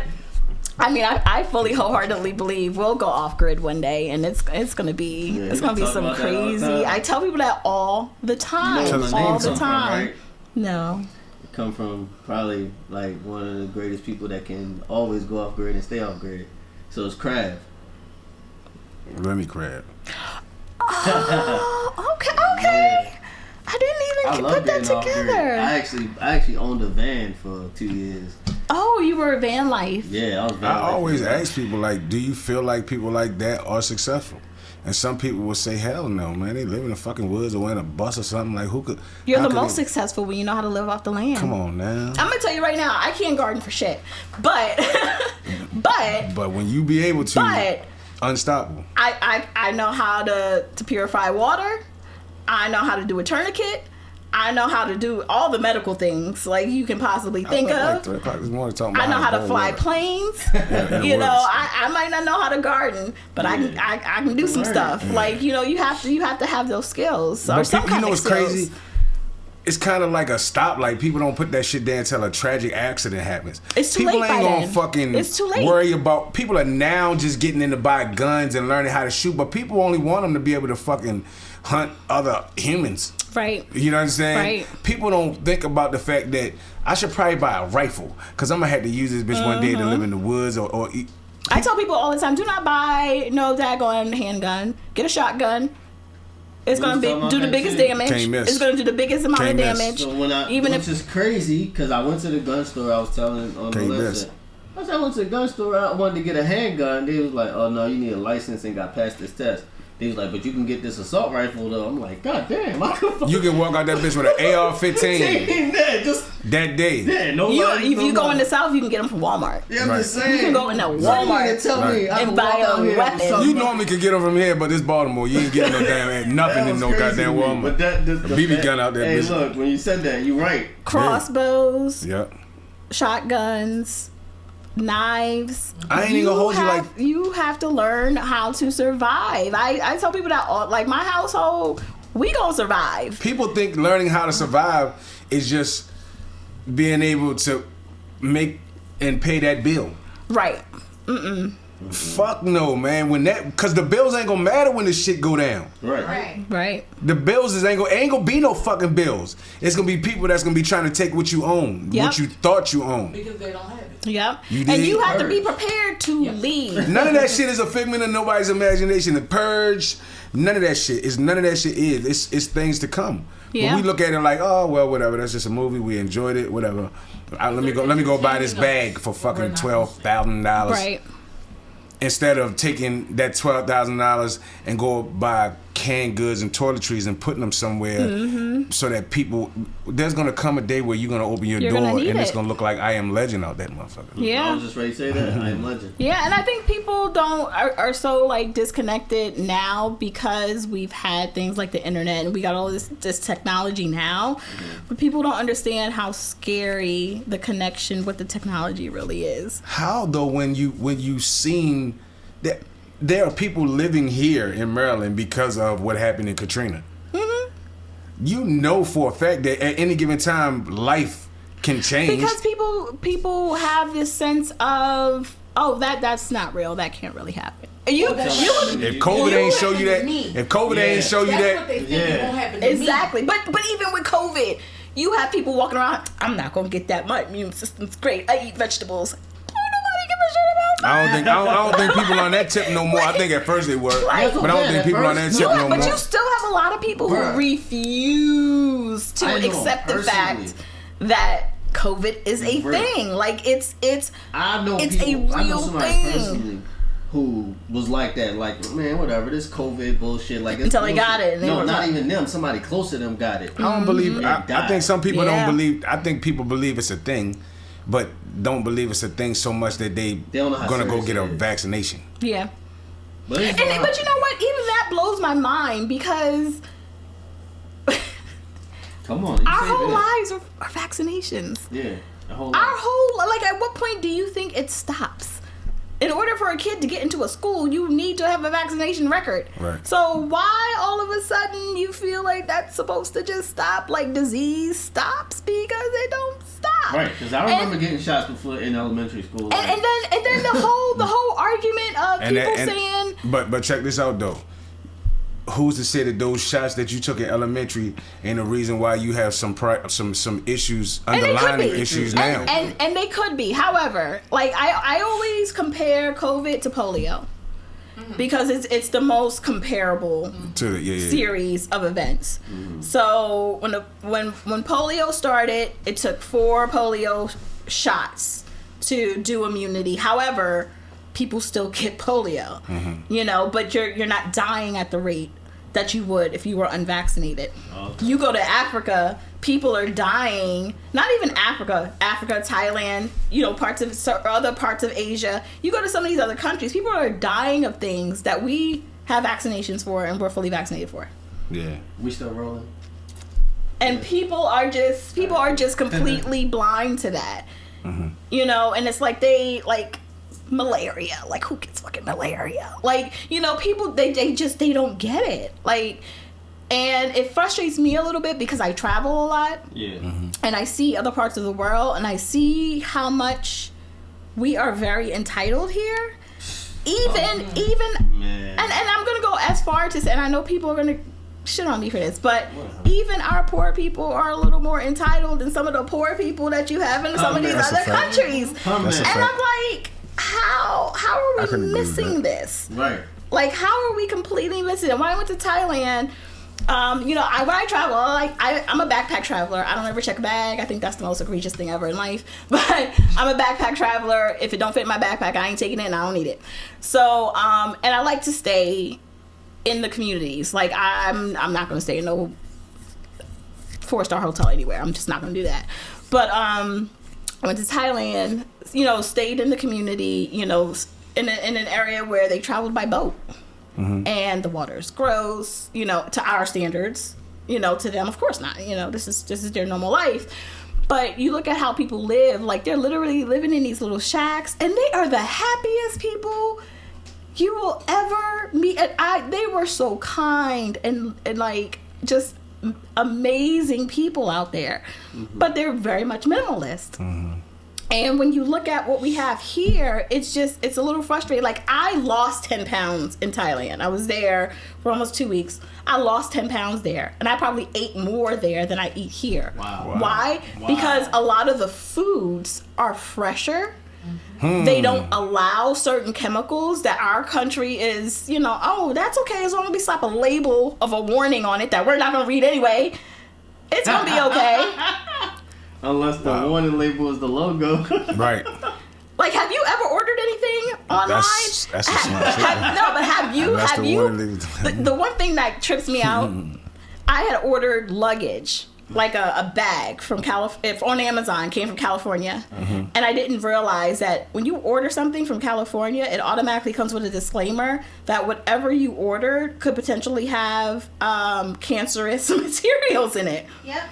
Wow. And I did not know that. It's their law. And I'm like... It's their law that they put that on there? They put the disclaimer. So you can't sue them if you get freaking cancer. From whatever you buy. From whatever you buy. Mind you, though, in these other countries that we like to claim is so poor, they're not even going to allow you to do that. Yeah. They're not going to allow it in their environment to begin with. Us? Oh, yeah. Well, just slap a little warning on it. If they take it, it's their fault. We don't read shit here. Yo. That's crazy. It's all about money. It is all about the money. As long as they have a disclaimer, you can't sue them. As long as the company pays the government enough money, the government will approve any kind of sanctions to allow it. As long as you have a disclaimer. As long as you include a disclaimer. Because when I got it startled me because I had never seen that before. And I'm like, what? And I had to look it up. But it's also you read it. Yeah. Too many people order on Amazon. Oh no! Trust me, I read everything. Like, they don't read anything. They just order from Amazon. They don't know where it came from. They don't know who packaged it. They don't know anything that comes from California has a disclaimer about the materials used for that particular product. That's crazy. Yeah. And it's scary as hell because I'm like, it's a backpack. Like, what the hell could be in there that's going to give me potential cancer? But yet Johnson & Johnson's been giving people cancer for God knows how long. Because we've been putting baby powder on our kids. Because in the black community, if you don't slather your baby in some baby powder, you ain't a good parent. Wow. Like, it's, I wow. Yeah. I never knew nothing about that. It's we have to start we definitely reading wouldn't. No one would. more. Yeah. We have to start reading more. We have to start. How long did it take before you actually saw that? As soon as I opened it, because when I opened the zipper part, it was right there, and I was like, "What is this?" And I started reading it. I was like, "What the fuck is that?" Like, and I didn't use the bag because it freaked me out. I was like, what? I was like, right. it's literally just a bag. What do you mean cancer? What? That's crazy. Yo, you notice how like you was talking about you like to spend time like when you travel. You notice that in most countries and in most like countries and states, the people of the country or state are like the lower class. Like the people I'm from here, I represent what this is, are like the lower, wherever you go at. Yeah. You notice that? Well, you ever, like when you go to a country, or like even a state sometimes, most of the people that are that, the locals are like lower class. Yeah. They're not like, they're not people with all the monies. The percentage wise, they're not, it's always like, the people who run it are when you go somewhere you like to stay by the people who run it. I mean, it's the people that's the lower class. I guess that's Yeah, well, I mean, I always recommend everyone go to Thailand. Don't go to like the beachy touristy parts, but like actually go to Thailand. Go to the outskirts. Yeah, go to the outskirts of Bangkok and all that. You will see. I mean, these folks, like, there's a train, because I caught the train from where I was into Bangkok, and like there are people, their houses are like right there. So, like, you know, they get their stuff because, you know, they sell stuff, they make food and all that stuff. But when the train comes, they step off to the side and just let the train go. But it's like, you're right in somebody's backyard. That's crazy. Yeah. So it says on here that they put that disclaimer on there for Californians. So they didn't even have, sending it to you, it didn't even have to put it on it. Oh, that I didn't even know. Anything that gets shipped out of California has to have that label, or people could sue California government. Damn. They said it now extends to water. That's crazy. Really? To water too? Yeah, to drinking water. What? That I didn't know. Michigan had to do that, I'm sure. Shit. You would want them to. You would just. Is it any water coming out? But how crazy is that though? Yeah. Huh? Like Michigan, I don't even understand how that. I don't know. I don't want the water. I don't even understand that. How they allow that to happen? I mean, I know how they allow it to happen, but I don't even understand how in this country you can have like a whole populace of people that's like, no, you can't even drink the water. Once again, people are not sitting back thinking like, wow, that happened. Some wild shit can really happen.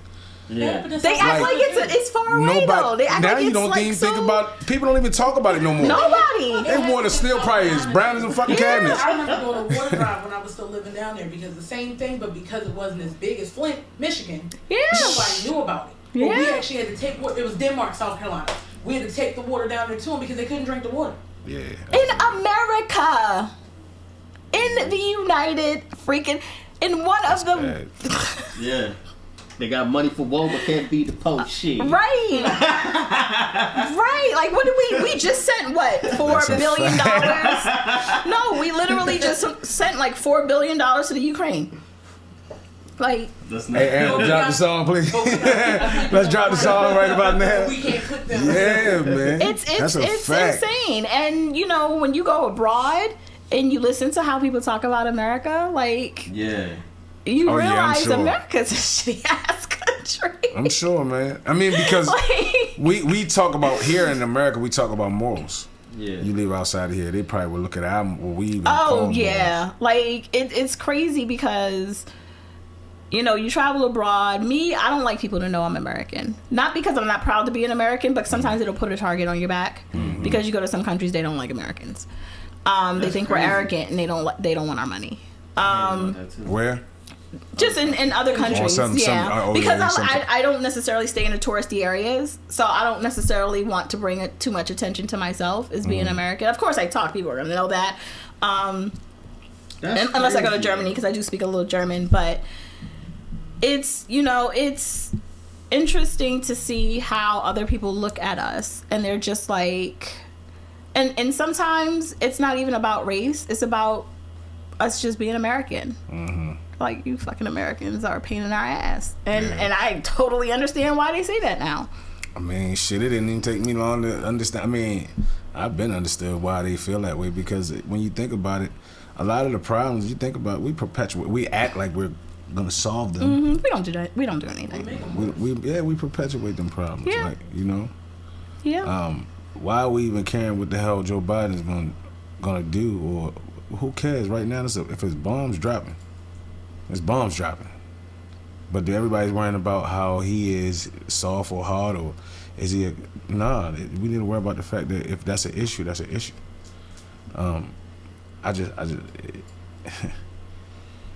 I would love to go where it's nice and they know I like to be around cattle and water and trees. And yeah, I ain't even heard about a law. I'm a nature girl. I love being in nature. I love to hike. I love all that stuff. I'm a nature girl. Cause, yeah, you can have it, man. I mean, I think that's one of the ways to being liberated from all of the craziness. What do you think of stresses? Like interest. Jose, is that you? Interest, like inner city, as they would say, like younger. Inner city, I hate that. I know, I hate the that. ghetto. I hate that shit. But you know what he's talking about. Just the period, the youth, because since, you know, we all care about the youth. I care about the youth. I ain't got no kids yet, but I do care about the youth. To like interest in, like you said, you can't garden. I can't garden either. I don't even know. Don't put me out no garden. But what to like get them into that, like young kids into like wanting to learn how to like grow their own. Like shit, I be wanting to like reprogram the youth so much because I record a lot of them. Like, the Karma Cell, that's what they're doing. I've been an engineer for 13 years, right? I've recorded a lot of kids, like seriously, like under 17. I'm saying 16-year-olds, 15, 14, 13. They'll come to the studio and I just be like, you need to be reprogrammed. To like you're just the way you look at stuff and the way they like. I just be like, that's not healthy. Yeah, but that's adults' fault. No, I would say it's what they're that's adults. That's why it's not even necessarily. I care about them so much because some of them be like extremely talented. It's not even what they're taught. It's what they see. Oh, I was already saying, yeah. Because a lot of times because there's no more village. But let me tell you, kids are gonna do what they see, not what you tell them. So one kid over like that I've ever worked with like come from a great home. And I mean, like, very informative, educational, good home, and still chooses, like, to pretend that they're in the streets. That's like Carlton Banks on the new. I was going to get to you on the new one, but like, even that. So like, it ain't inside them to do that. It wasn't put on them. But you have to can't teach them that. But you have to look at what they're seeing. It's not, and I try to get people to understand this sometimes too. It's not always what's taught in the home. Mm-hmm. It's about what kids are seeing.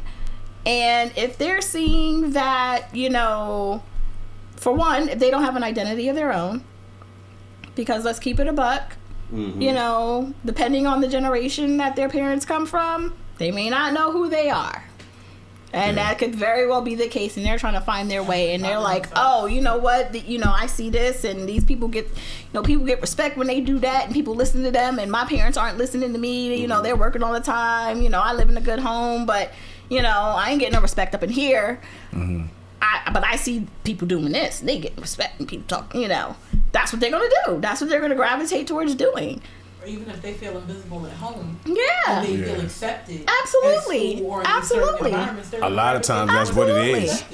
A lot of times that's what it is. Those good homes, they're ignored. Yeah, and I even hate the term, ignored. But I even hate the term "good home." Like, what constitutes a good home? Yeah. Because your bills are paid. Because you got a backyard and front yard, that don't mean your house is good. Your house could be chaotic as shit. That's a fact. Like, that's a fact. Neglect is a thing, and neglect has just as much of an impact on how kids develop as being physically abused.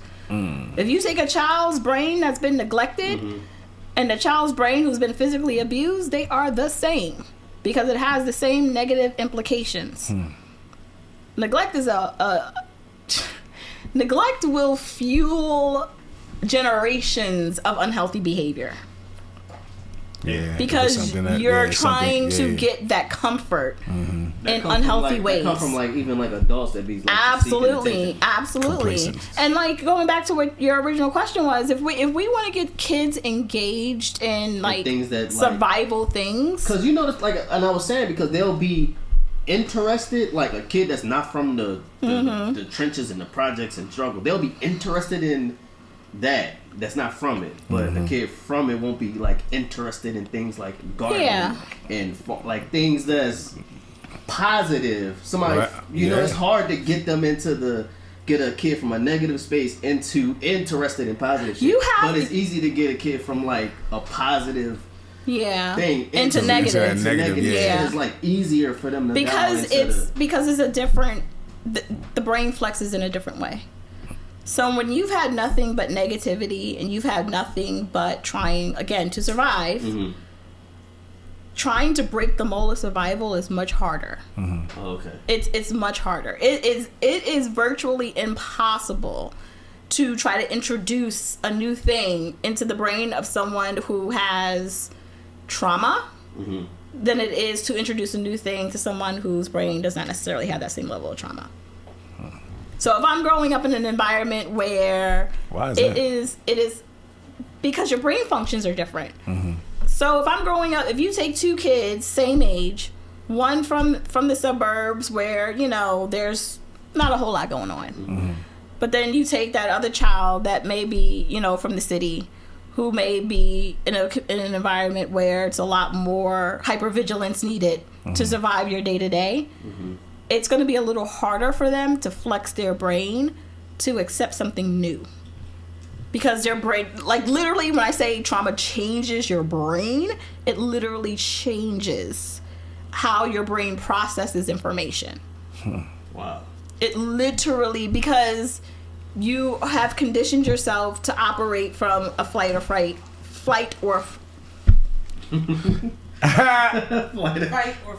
That's that one right there. Flight or fight position. So your brain naturally goes in survival mode. Yeah. Versus someone whose brain is not in survival mode. So they have the opportunity to bring in all this new information. Yeah. But for you, your brain only knows, okay, is this going to harm us or is this not going to harm us? Yeah. It's harm or not harm. And that's how those are the two conditions that you're working in. I never really thought of that. Yeah. Going to like a bad neighborhood or like some, I'll show you how to make $1 million, and then you go to the suburbs or millionaire, like I'll show you how to make $1 million. Oh yeah, those reactions gonna be completely different. It's something like I ain't. Hell yeah. Or versus somebody that grew up in that's the whole like, street smart. Like, how can I? Street smarts, hypervigilance. You gonna be like, it's hypervigilance. You up to something? Like, what the fuck? Why do you think that's a good analogy right there? But think about it. Thinking like, the fuck is you up to? Like, what you mean you gonna show me how to make? But think about it. Why do you think kids in the suburbs get kidnapped more than kids in the city? Not being funny. Yeah, I feel you though. Not being funny, but you know, if you grow up in an environment where you're hyper vigilant, you're gonna be thinking about all these scenarios in your brain that the person in an environment where they don't have to do that's not thinking. That's crazy. That kid's definitely gonna go look at the puppies in the van. They're absolutely gonna look at the puppies in the van. Look at the puppies in the van. Let me pull up on you know, somebody else's house going like, hey, I got some puppies in the van. They gonna look at me like, get the fuck out of my face, like, you know what I'm saying? Because they're right. Like, let me see the puppy first. Like, you know, you go to Waldorf, they get in the van. They get in the van. I'm sorry to say it, but they're getting in the van. Right. Because it's situational awareness. It's different. It's a completely different landscape. Yeah. It's a completely different landscape.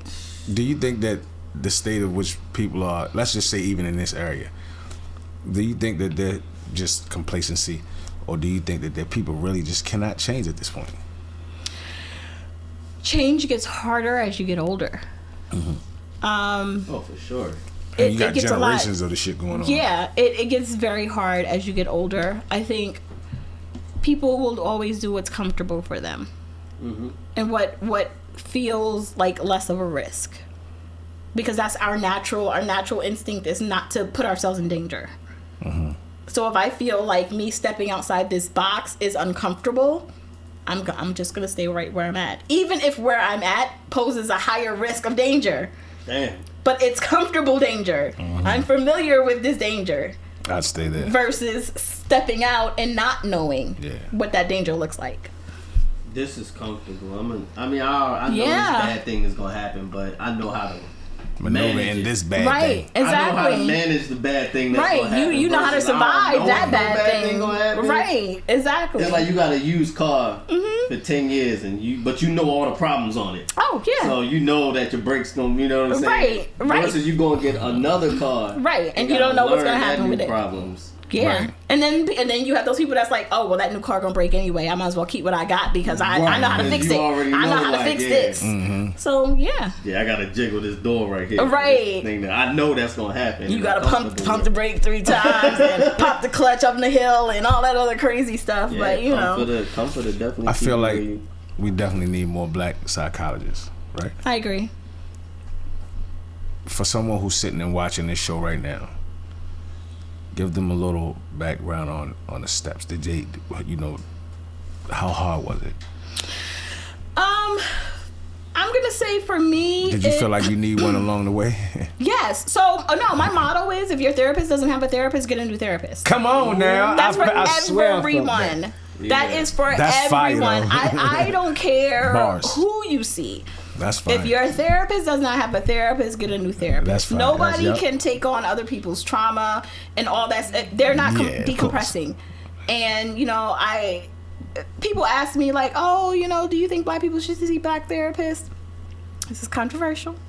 Hold on. No, you didn't say that loud enough. What was the question? So, because people ask me, do I feel like black people should see black therapists? Yeah.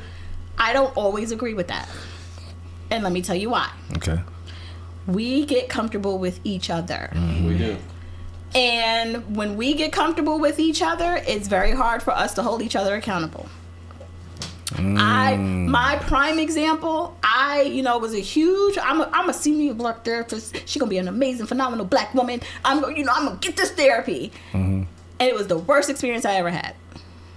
Why? Because the moment that I went in to see her, she tried to sister girl me. You're not the therapist I'm gonna see. I don't want a friend. Right. I need a therapist. So what is the ultimate goal for a therapist? What is a therapist for? A therapist, a psychologist, should be someone that is helping you unpack your stuff to help you get to the next level of where you need to be. I'm not necessarily telling you what you need to do, but I'm helping you unpack your stuff so that way you can identify healthier ways to get to the next level of your healing. I understand why people want... and I'm not saying to never see a black therapist. That's not what I'm saying. I'm saying I understand the comfortability that automatically comes with that. Right, but there's also some things that come with that comfortability that may not be helpful to your healing. Yeah. And that's what I want people to think about.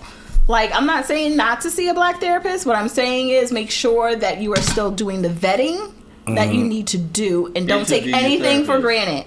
Don't, that's black therapist. I'm going there. I'm staying there because they black. I'm moving for everybody black. Do you think that the world makes it easy for people to deal with these type of issues when they have them? No. On top of what you're saying, absolutely not.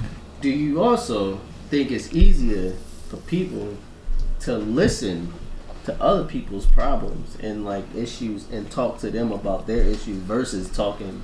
Because you were saying if a therapist don't have a therapist, get a new therapist. Do you think some therapists? It's always easier to clean out somebody else's closet, help somebody clean out their closet. It's a distinction. It's easier to listen to someone else's problems and give your opinion versus it being easier to listen to somebody talk about their problems and help them heal. Those are two very different things. As a therapist, I'm not giving you my opinion. My opinion, when we sit down and we're in that room and we're talking about your healing, my opinion is irrelevant. Well, you know what? I think that's where people get it fucked up. Yes, because what it is we think that you went to school all this time. Your opinion should be exactly what I should do to be better, to heal, even. That's no. I'm not saying that's the fact. But when we come to these therapists, psychologists, whatever they call, tell me what to do.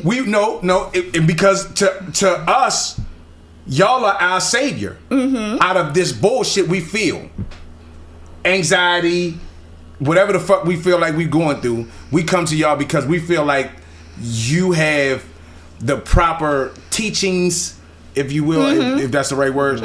To get me out of this. Like, if I go to a mechanic can tell me why the fuck my goddamn car making all this noise. Oh yeah, that's your fan belt. It's a little loose. And let me tell you. But sticking with that mechanic analogy, a good mechanic's gonna show you how to fix the problem yourself. Hell no, that ain't conducive for no mechanic that's owning. Well, fuck the mechanic theory then. But that's what. I bet what you said. That's what therapists are supposed to do. He ain't gonna tell you because that shuts him down. But realistically, if I'm a good therapist, my goal is to work with you to the point that I never get to see you again.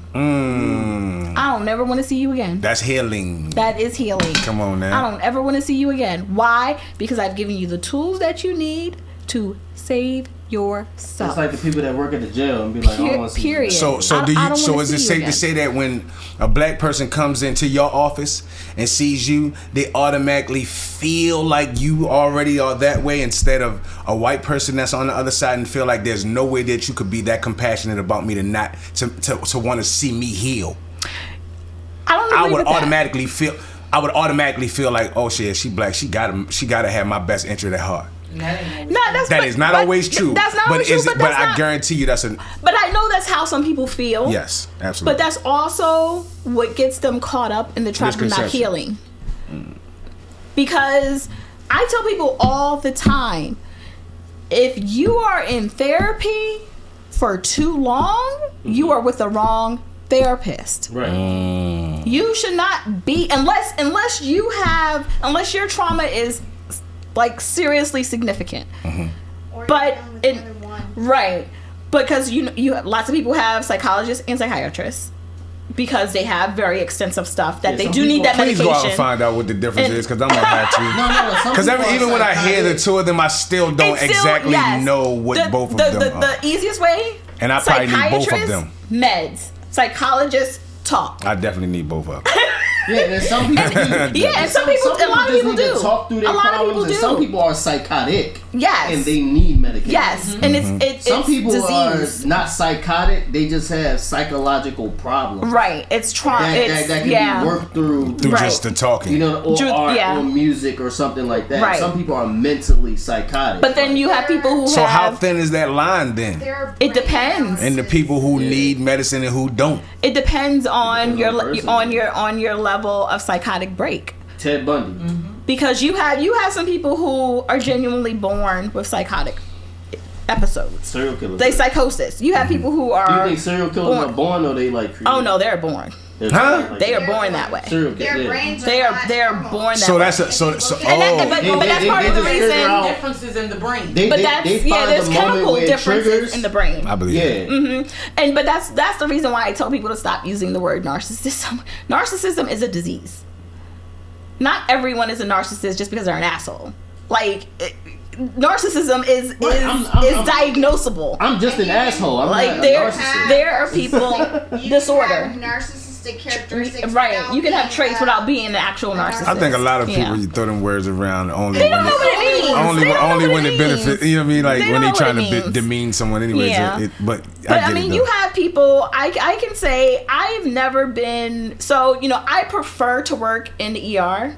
I don't want to do bedside therapy. That's just not that for me. In order for me to continue to grow, personally, bedside therapy is no good for me. What is that? So bedside therapy is basically me having an office and someone coming into my office. I like to work in a clinical space, so I like to work in the ER because my time being exposed to certain individuals are minimalized. Right. Okay. Because I don't want to be re-traumatized myself, and so I have that self-awareness to know that I don't want to take on people who are going to trigger me in an unhealthy way. Right. So how do you determine? Because sometimes you're gonna have to take on something. And that's very true, but I am very honest with myself. I have had situations where I've been able to easily identify when I'm getting too attached or too invested in a situation, and I have to immediately remove myself. Mm-hmm. When I first started doing frontline work, I did not want to deal with kids. I was molested as a child, and so working with kids was very triggering to me. I did not reveal my molestation until I was 30 years old. Wow. Someone in your family? Yes. And so working with children was a huge trigger for me. But I believe, I'm a very spiritual person. I believe God is a comedian, because when I got into the hospital space and started doing the trauma work, all my cases were kids. That should probably be a book. All my cases were kids. And I remember asking my coordinator, I was like, do y'all normally get this many kids? She was like, LaKendra, we only get peds cases on the days you work. And I was like, for you to get them. I was like, God, you for really joking with me right now. God is a comedian. God is a comedian, yeah. Because I'm willing to collaborate, but working in that space and like I had to make a decision. Like, am I going to continue to do this, or am I going to tap out? And I couldn't tap out. Yeah. And I said, okay, like I sat down and I had a really serious heart-to-heart with my coordinator, and I'm like, look, I'm a survivor of childhood molestation. Kids trigger me. I'm not sure I can do this. I'm going to try. Mm-hmm. But if I need to tap out, I need to tap out. Yeah. And she was very understanding. She got it. She understood. And that was like 5 years ago. And now the days that I work, I do still get the majority of my cases are still kids. I get the most child cases than anyone else. Mm-hmm. But I feel like I'm positioned that way because we all know that the biggest way to make an impact is when they're young. That is a fact. So, I can't say that I've only had one situation where I had a kid that I felt like was just born scary. And this kid scared the shit out of me. And I don't scare easily. I've been in some situations and I don't scare easily, but this kid scared the shit out of me. Michael Myers, like? Yes. Because I remember the night I got the call, they were like, the lady in the mental health was like, I just want you to know, like, he keeps exposing himself, trying to make the staff uncomfortable. Like, he just does over the top stuff to make people uncomfortable. And I'm like, okay, whatever. That's not going to bother me. Like, whatever. I've been there, done that. And I went in there to see him, typical antics. And I'm just unfazed. Mm-hmm. But he sees that I'm unfazed. And so he feels like he's got to kick it up a notch. Because like, oh, you the tough one. Mm-hmm. Oh, they sent you? Okay. And then he started talking about killing people. And when I tell you, I believe this kid, I have never believed the kid was so dangerous in my life, but I believe that kid. Wow. Yeah. And even though I couldn't show it there, like when I left that day, I was like, he's going to end up killing somebody. Wow. And I knew it. I feel like I need a therapist now. I need a detox now. But it's like, so people are born. Some people are born with those chemical imbalances in their brain that put them in a position to be very dangerous. Yeah. Very dangerous to people. And we can't forget that those people do exist because they're out here. Sociopath, that's a real thing. And they're walking among us. And they're walking, and you would never know it. Until they get triggered. Because they're very good at masking and they're very good at, American Psycho. Yeah, absolutely. American Psycho. Absolutely. American Psycho? Absolutely. I heard about it, though. You gotta watch that shit. Absolutely. Yo, at work. You've never seen American Psycho? Nope. Oh my gosh. Closed doors. It's weird, but it's a good movie. It's weird, but it's like a dope ass movie to watch. It's a really good movie. And then you able to see like, the person I dap up at work, like, what's up, bro? Could be a whole serial killer. He like, I'm eating lunch over here. No, I can dig that though. But then when he get off of work, come out his clothes, 7 o'clock. Hey, yo, Yeah, I used to actually be very fascinated. Well, that's the thing, though. The world creates those kind of people, man. I was always very fascinated with serial killers. Yeah, I think that I really think the world creates people like that, even on all kinds of levels. Like with that. Man, listen.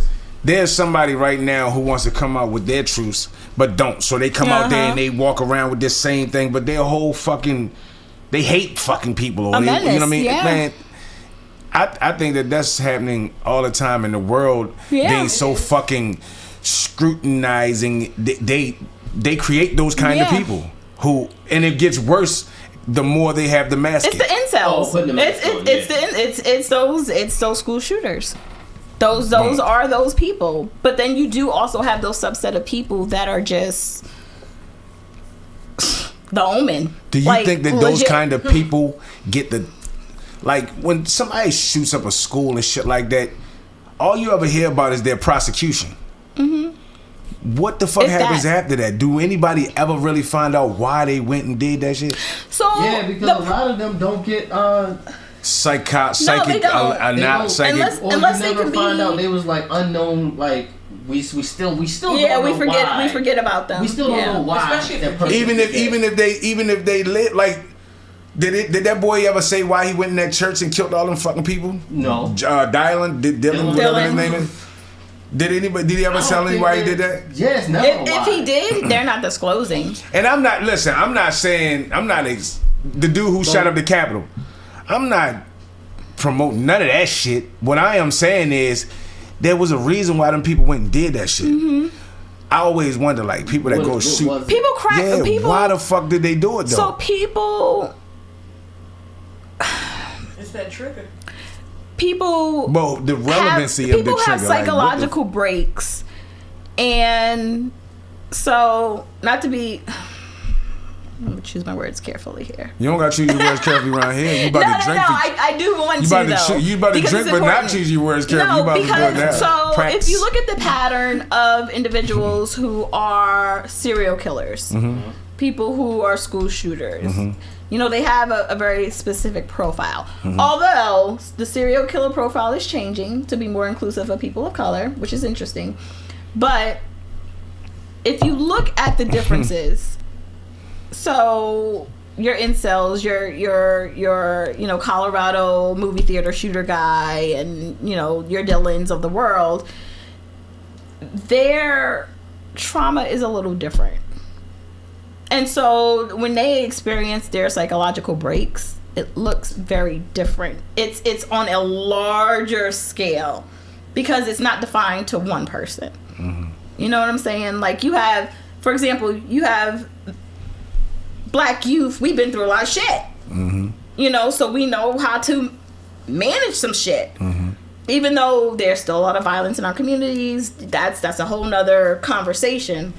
But when you look at people who have homicidal tendencies, mass homicidal tendencies, there isn't a clear and direct trigger for them.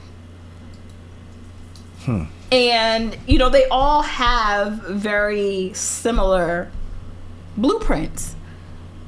That one thing happens and it just sends them way over that time. And they want to kill everybody. Yeah. It ain't even a specific person. It's everybody. Yeah. Whoever's in the way. Mm-hmm. Everybody in the way. I'm going to go shoot up a school full of elementary kids. What the hell elementary school gets into you? You never went to that school. Exactly. It's a different kind of violence. Yeah. It's a different kind of violence. And it's the kind of violence, and I hate to always circle it back to slavery, but it's a slavery violence. Mm-hmm. You know what I'm saying? Like, that was a different kind of violence. Mm-hmm. To be violent and chain hundreds of people up and kill hundreds of people. Oh yeah, that's some different shit. That's a different level of violence. And when you look at these people who are school shooters, mass shooters, mm-hmm. they are all in the Midwest, primarily, mm-hmm. or hail from the Midwest. They have very deep roots when you look at their timelines and their family history of slavery within their family. They carry a different kind of hate. A different kind of hate for people. I definitely believe that. It takes a different It takes a completely different kind of hate to go into a movie theater and shoot that bitch up. Because you don't. It's not about black or white. You just want people dead, and it don't matter. It's different kind young, of old, black, white, whatever. I don't care. I just want a bunch of people to die today, so I can feel better. Yeah, that's a completely different level of dysfunction. Yeah, but I mean, and it's happening rapid, that much more rapid. You know, that much more often. Mm-hmm. And it doesn't. I don't know if it really matters as far as, you know, who are doing it. It's happening. Mm-hmm. And it's scary, and I don't think people take it as serious as they should. You know, we joke about it because, you know, it's what we do. But black people make comedy out of everything. I just don't. Yeah, but I mean, it's a scary situation to be in. Look at Colorado, Columbine, like that was insane. These kids went through the school shooting, everything that moved. Yeah. That's a different kind of violence. That is a way different kind of violence than you trying to shoot up the that's what opposing I'm saying. Like nobody gang nobody never finds out why. What fueled that's part of the jail system. Nobody in jail gets therapy. Nobody in jail gets adequate therapy. That's why recidivism is so high. That's part of the problem. Is that you have people sitting in jail untreated for things that they need to be getting treatment for, and you decide, oh, you know, I'm gonna have these therapists inside the jail that making $12 an hour, that you know they're not getting paid anything, and they're not really diagnosing and helping anybody, and we're going to turn these people out back into the street. They'll be back, of course they will, because you're not treating them. Yeah, the majority of the people that are in jail need other types of services that they're just not getting. Facts. They're just not getting. I mean, think about it. We just got to a point of saying that people who are drug addicts shouldn't be in jail. We're just getting there, and we're still not even all in agreement on that. Nope. And we're just getting there because the easiest thing is to just throw them all in jail. Fuck it. Yeah, exactly. They actually call some of these places rehabilitational centers, and they don't rehabilitate shit. Oh, absolutely not. They don't even have the components to rehabilitate anything. They don't. Yeah. For BBH, they screwed those people more than they helped. Of course. They do more damn. I have known people who go in jail and come out addicts that were not addicts before they went in jail. How you go in jail and get hooked on drugs? Yeah. Help me understand that. Because they don't have a therapist to cope, so they find other ways. Well, I mean, how y'all getting coked up in jail? We all know how that happens. We know how it happened. Why is y'all getting but the thing is, we know how it happened, so they know how it happened, but they ain't doing nothing about it. They don't, because they don't care. No, that's the problem. Is that nobody cares. The money is, like you said, the money is in the rat wheel. We don't want them to get off of that bitch. Exactly. Yeah. You have these private jails, and they just want this. They want them dollars. They don't care about that. You still have chain gangs, for crying out loud. You got people out here working for 5 cents an hour. Wow. For their commissary. Wow. In 2022. I know all about it. Shit. So you've been pretty opinionated. You feel like you're opinionated, right? I'm very opinionated. You don't have no problem with being opinionated? Nope. Even if it makes you drink? Well, all right. Let's get it. We're going to find out. 4. We're going to get into our Jesus. thing called the 444. Jesus be offense. This segment of 444 at the Lesgo Lounge is sponsored by Lesgo Customs, you know. Lesgo Customs. Lesgo Customs. What is that? Custom print, custom design. Yeah. It's never regular. It's never regular if it's custom. I'm new here. Okay. You'll have your card. You'll have a card by them before you leave. Yeah, I'm down for that. Yeah. You get your print design. So, go ahead. First one. We're going to start light. I don't even know what he got, so you should probably start sweating when mine's over with. Ben Carson. Sorry. Legend or loser? Can he be both? No, hell no. That ain't opinionated. Yeah, you got to think about, I mean, you know, you say whatever you think, but if it doesn't coincide with what I think, then you're still wrong. Yes. Ben Carson, I'm gonna have to say loser. And that's hard. Which one of them shots you want to take? No, you already said that's hard. You already said it. Hold on. You already said it. I have to preface this with a little context, though. Always, because that's what an opinion is. Hell no. She said what she said. Ain't that what the new thing they say on social media? I said what I said. I said what I said. Right. No, hell no. Go ahead. Okay, no. Go ahead. I'm gonna take my baby shot. That's a baby shot? Shit. I was ready to say I'm not taking the whole thing. I have to sip it. I was ready to say shit. That's a cold Joe shot. That's like her whole thing. She's supposed to sip it. What's your next one? All right. Writing a script versus acting. Wait. But I want to hear the reason. Oh, yeah. Okay, yeah, you're right. I'm sorry. I'm sorry. Let's go. I'm sorry. I want to hear her opinion. From a medical perspective, genius. Yes. From a human perspective. Come on, man. I hope you wouldn't say Pellic. Yeah, absolutely. Come on, He's man. a Luther. Come on now. So listen, I feel the same. I kind of feel that way with that. This is a hard because. But you can't take away from the fact that he is one of the best. He has the best hands in the business. Yeah. But he is also the staple of why people say that people in the medical profession are out of touch. Yeah, out of touch, absolutely. Because you can be book smart. All that schooling. And don't understand how the world works. Forget it. Your mom, watch your mama go through it, and that's the reason why you went to school and go through it and still forget. You forget how the world works. You forget how people are. You forget how the human. Yeah. And I'm going to tell you, as somebody who has been through the med school thing and all, you become robotic. Mm-hmm. And that was his downfall, was getting to those heights of medical and not staying in touch with his human side. I can appreciate that, though. I think a lot of people feel the same way about Ben Carson. Yeah. Well, some people just want to write him off like, fuck Ben Carson. No, but but you can't take away gifted from hands. I went to school. One of the kids that rode on the back of our bus was one of his patients, and was like one of his big patients, because he was for whatever reason, whatever he was going through, it was one of his big cases.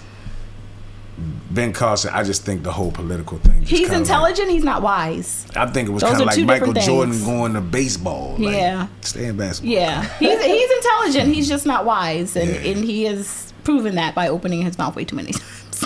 Hold on, can I move on? Yes. All right. You said behind or in front? What? Writing the script or acting? Oh, writing, absolutely. Oh, you good? You good? No drinking. Okay. No drinking. I said the same thing, but why though? Kind of like I said earlier, I love directing people. I love being behind the scenes. Mm-hmm. I don't need to be in front of the camera. I love being able to hear someone say something that I wrote, and knowing that even if it's an inside joke and I'm the only person that knows it, and just seeing people react, and I just love that. I just love it. That's dope. Now you can sweat. Oh, Jesus. Oh boy, what are you up to? Yeah, it's about right. Oh God. Are you gonna come out with some super weird? No. What's up? All right. Oh Lord. Well, actually, I got Poetic Justice or Baby Boy. What has the better screenplay, you think? Like writing wise. She'll probably hate both of them. I hate both of them. What? You hate both of them? Oh my God, those movies are trash. Have you rewatched those? Are you serious? Oh my God. Are you serious? Yes. So what do you think of John Singleton as a I love John Singleton. I think those movies were good for what they were when they came out. No, yo. No. Let me tell you. No, I rewatched. She bust out laughing in this bitch on Poetic. I rewatched Baby Boy 2 nights ago. So you're talking about the acting. And I can see Baby died. Boy. The acting. Laughing? The acting, and I was just like... I'm just talking about each screen. I'm talking about the writing of each one. Poetic Justice and Baby Boy. Replace the actors. You can they better than Soul Plane if you want. Oh no. No, they're not. Fuck this shit over. Cut that shit over. Cut it off. We gonna lose it somehow. All right, hold on. Cause let's dissect this real quick though. Let's dissect this. Repeat. What? Repeat what y'all just said. Did you just say that? I put Poetic Justice and Baby Boy in the same category. Soul Plane category. Yes. You got on that man because they don't like watermelon? Hey, yo. No, and let me tell you why. Though. Hold on, pause. Let's keep it a buck. The dialogue in Poetic Justice was trash. No, you can't say it wasn't. No, hell no. You cannot say. Come on, man. The reason we even know what Poetic, man, that shit was dope. What was the best part of Poetic Justice to you? A lot, the whole movie. I don't see a bad spot in Poetic Justice, man. What made that movie great to you? A black female who was hurt before, but that's not the script. And was able. A black female that was hurt before. She watched her boyfriend get his head blown off, and was hurt and was able to give herself again to somebody else. Yeah, she got over it. Like Tyler Perry movies. I will take double the shot. I will take double the shot. You should. Oh my God. Okay. And slammed it. I don't even think we want to do my next one then. No, you want to. It's your fault with that shit. Okay. Damn. She hard on Tyler Perry, God. The thug version of Tyler Perry movies. Let's keep going. Wow. Shit. I don't even know if this one's gonna go over the right way. All right, come on with it. Damn. Shit. Cause I got it. All right, with this one, it's a yes and a yes or yes and a no. Oh no. Okay. Or a no and a no. Might be. Do you think? Because I know what I think. Oh, do Lord. you think John Singleton could have directed Do the Right Thing and Spike Lee could have did Boys in the Hood?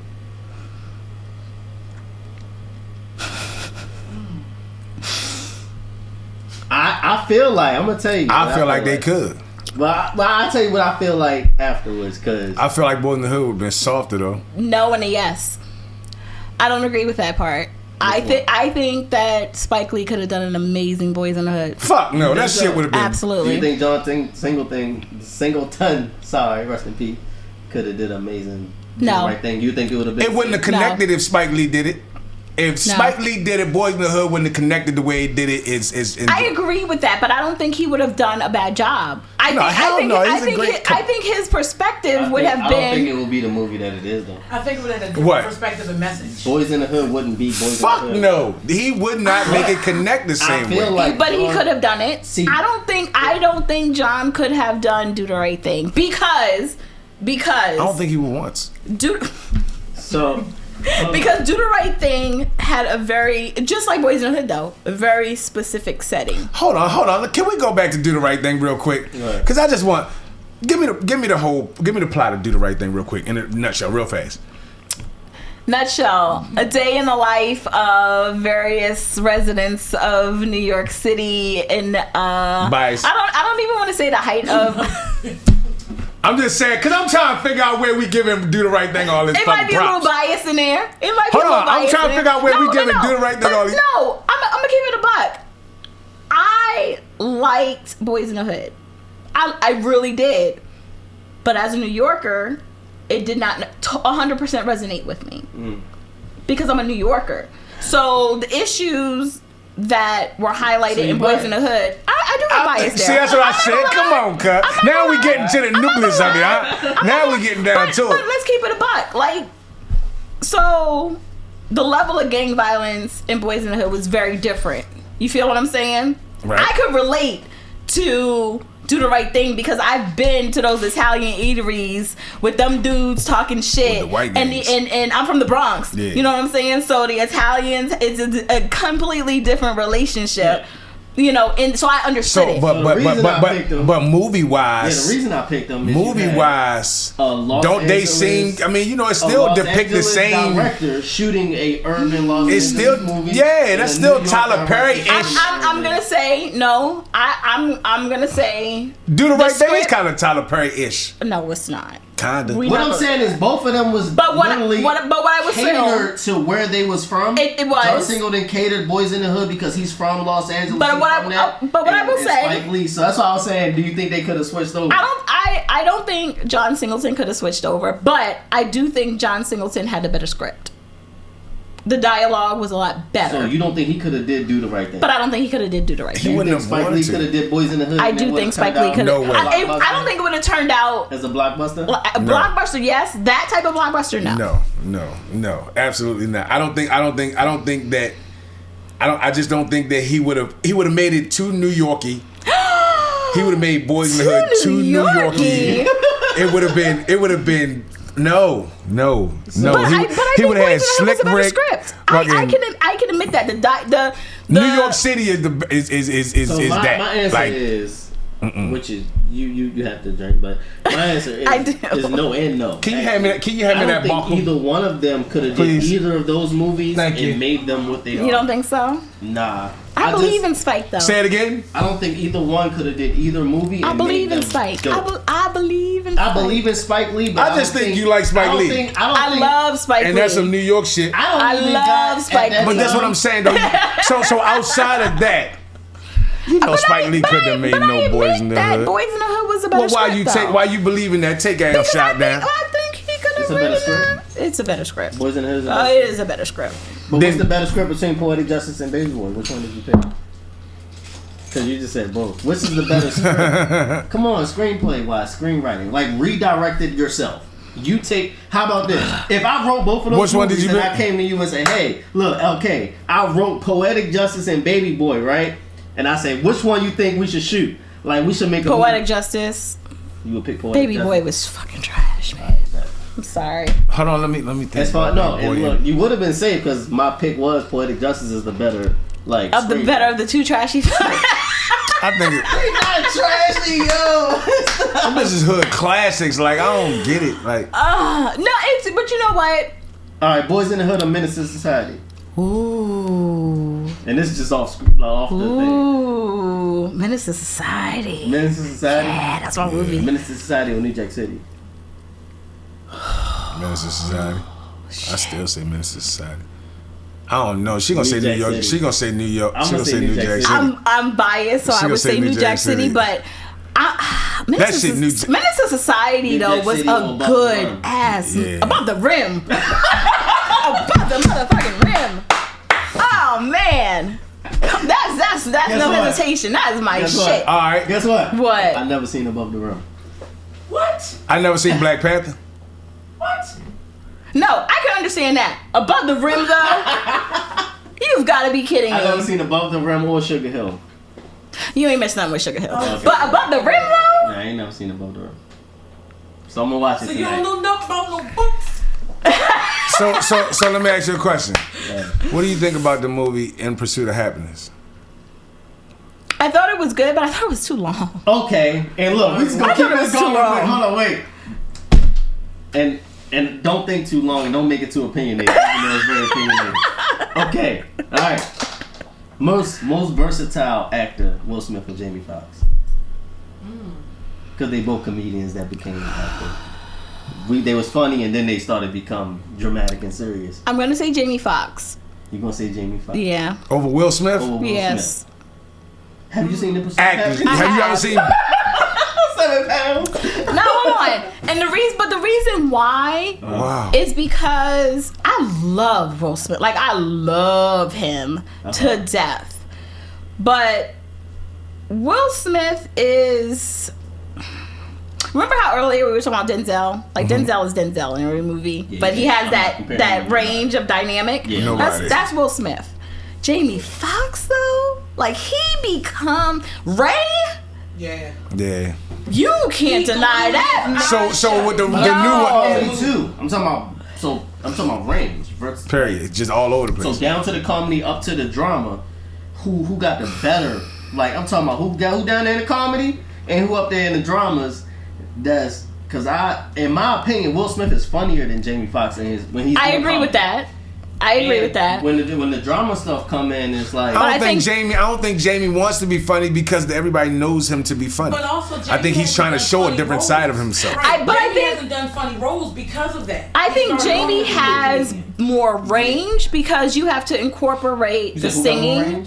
Jamie Foxx, because you have to incorporate the singing, you have to incorporate the comedic act. But he's he was Ray fucking Charles. Like he was he did his own stunts. Like he did his own stunts. Ray Charles. Like that's Ray Charles. Like and to be honest, that was the film that did it for me. Not Ali.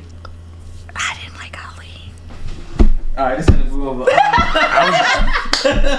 We want to thank y'all for watching. We love. Listen, all right. From now on, you can be opinionated, just not that opinionated. No, I want you to be real. No, I just didn't like the writing.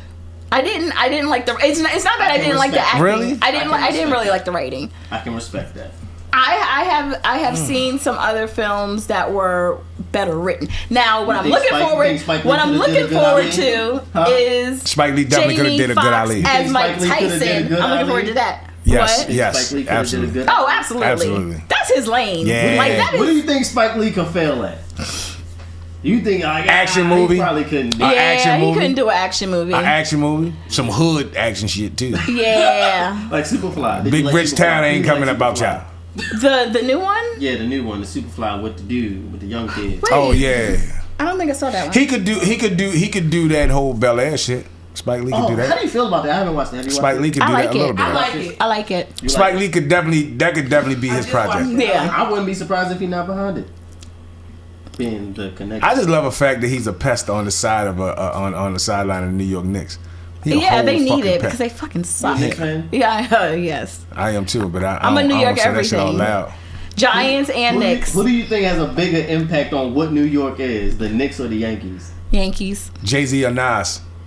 Jay-Z. I don't fucking like Nas. We can shut that shit off right here, right? No, because I don't want nothing else. No, I fuck with what you said. I fuck with what you said. We're going to just shut it up right here. I want you to say that no. No. So for people out there who are familiar with me, they know this has been a long-running thing for me. Mm-hmm. This is a conversation that I have all the time because everybody always wants to know, why do you have such a beef with Nas?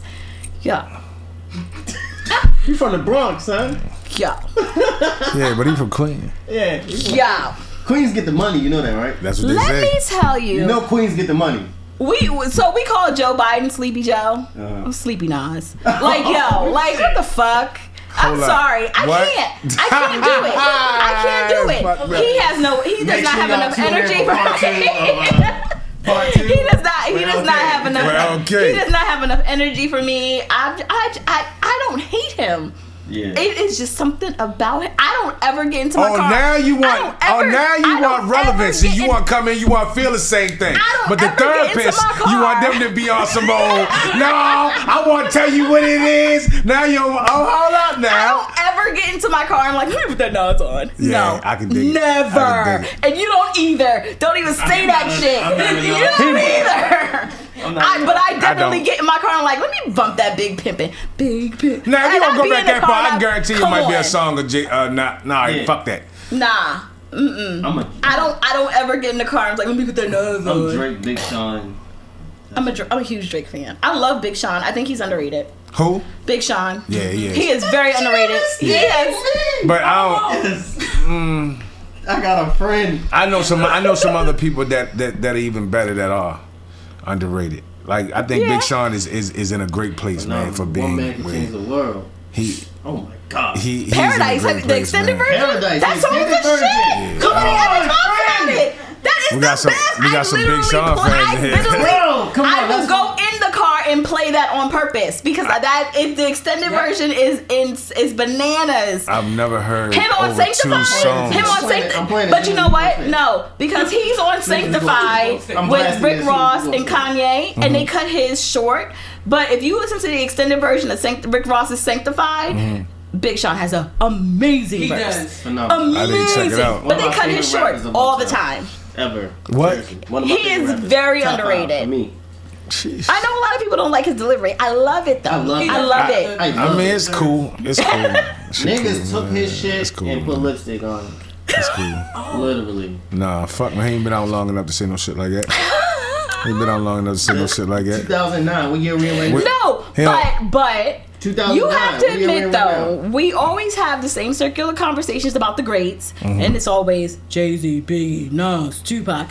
We always include the people. We have to talk about. Before I talk about a Big Sean, I'm talking about a J. Cole. I'm talking about a Kendrick Lamar. Same thing. Cole, Kendrick. You know what I mean? No, he's not. Sean. Kendrick is a given. To me, he's not. Why? To me, he's not. Big Sean is definitely not a Kendrick Lamar to me. Paradise, I don't care what you Dark play. Sky Paradise. I tell you what, Dark Sky Paradise. He don't have a pimp being to pimp a butterfly. Dark Sky Paradise. He don't have a to pimp a butterfly. But to pimp a butterfly tonight. To pimp a butterfly album all day long. Big Sean does not have that. But that is part of the reason why hip hop doesn't evolve, though. Because I don't consider myself an old head, but I know hip hop wise, I would be considered an old head. But we don't allow the younger people space to thrive. So I fucks with Kid Cudi. Yeah, I fucks with Big Sean. You know, though, but you're not gonna ever hear them in a conversation. Never. Yeah. Because it depends on who it is. You don't hear Benny the Butcher but you're not gonna either. hear them in the bigger. Yeah, you hear the Benny Butchers. You hear the Freddie Gibbs. Not really. You hear Benny the Butcher you hear Freddie Gibbs a whole lot more than you hear Benny the Butcher. Yes. But you'll hear some Conway. I feel like there's a certain age. Conway a little bit, not just about around the same time as Benny the Butcher. You want to know why? You hear Kid Cudi and you want to know why? And also? Big Sean, though. Because you say you would hear them. You would hear them. Hell no. Yes. You would hear Big Sean long before you would hear. No, but I hear more people talk about. You would hear Big Sean long before you would hear about Conway. About being great. No, not now with the older people. With the older people, I hear Big Sean before you would hear Conway or Benny the Butcher. No, I hear Conway and Benny way more than I hear about a Big Sean. The greats. 40, they talk about Conway and Benny the Butcher way more than Big Sean. Absolutely, they do. I need to see a poll. I'm just talking about what I hear. But but I hear the same. Yeah. But what people don't realize, I love Conway. I met him. We interviewed him. He's an amazing ass dude. But you also have the other side of that, and we don't include the other side of that. Yeah, like Lil Baby. I like him. However, who I think is great. He still has some career maturing to do, but he don't need to. He right in his pocket. And I think for any artist, I think that Prince found his lane. Michael Jackson found his lane. And reasons. No, but he didn't. And I guarantee you, man, there's so many people that want to be just Prince and like Michael Jackson cannot be duplicated. Lil Baby can be duplicated. You will never find another Michael Jackson. You will never find another Prince. His sound, maybe his style and the way he does things at his age. I don't think so. I don't think so. I don't think so. I don't know about that. It is very early. It is, but he shows. Yeah. I don't think so, anyways. But that's me being an opinion. That's why we here. For sure. Most definitely. Absolutely. Part 2. 3, 4, and 5. It's been amazing. This was awesome, actually.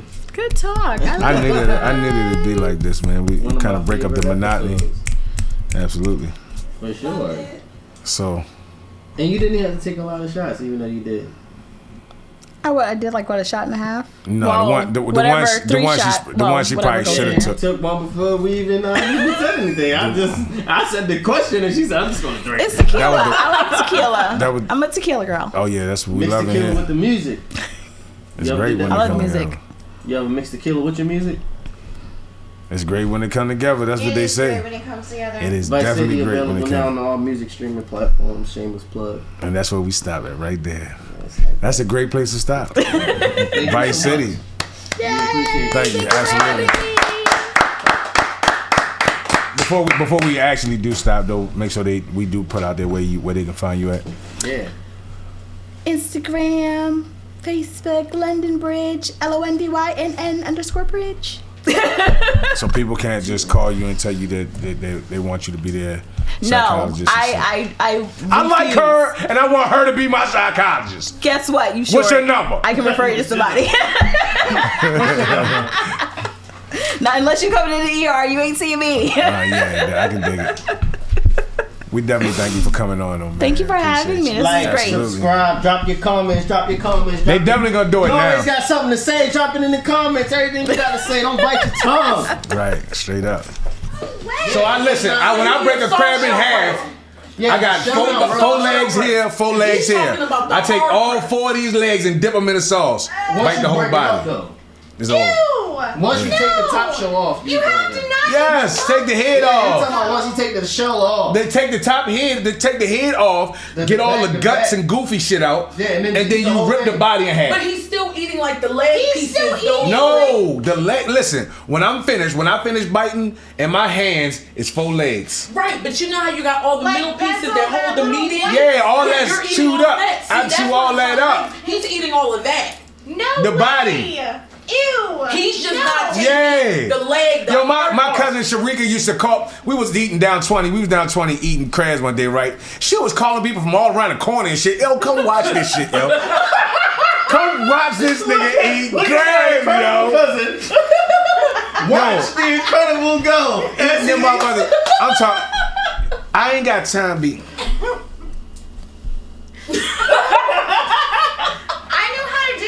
Motherfuckers wonder why you eat 79 crabs.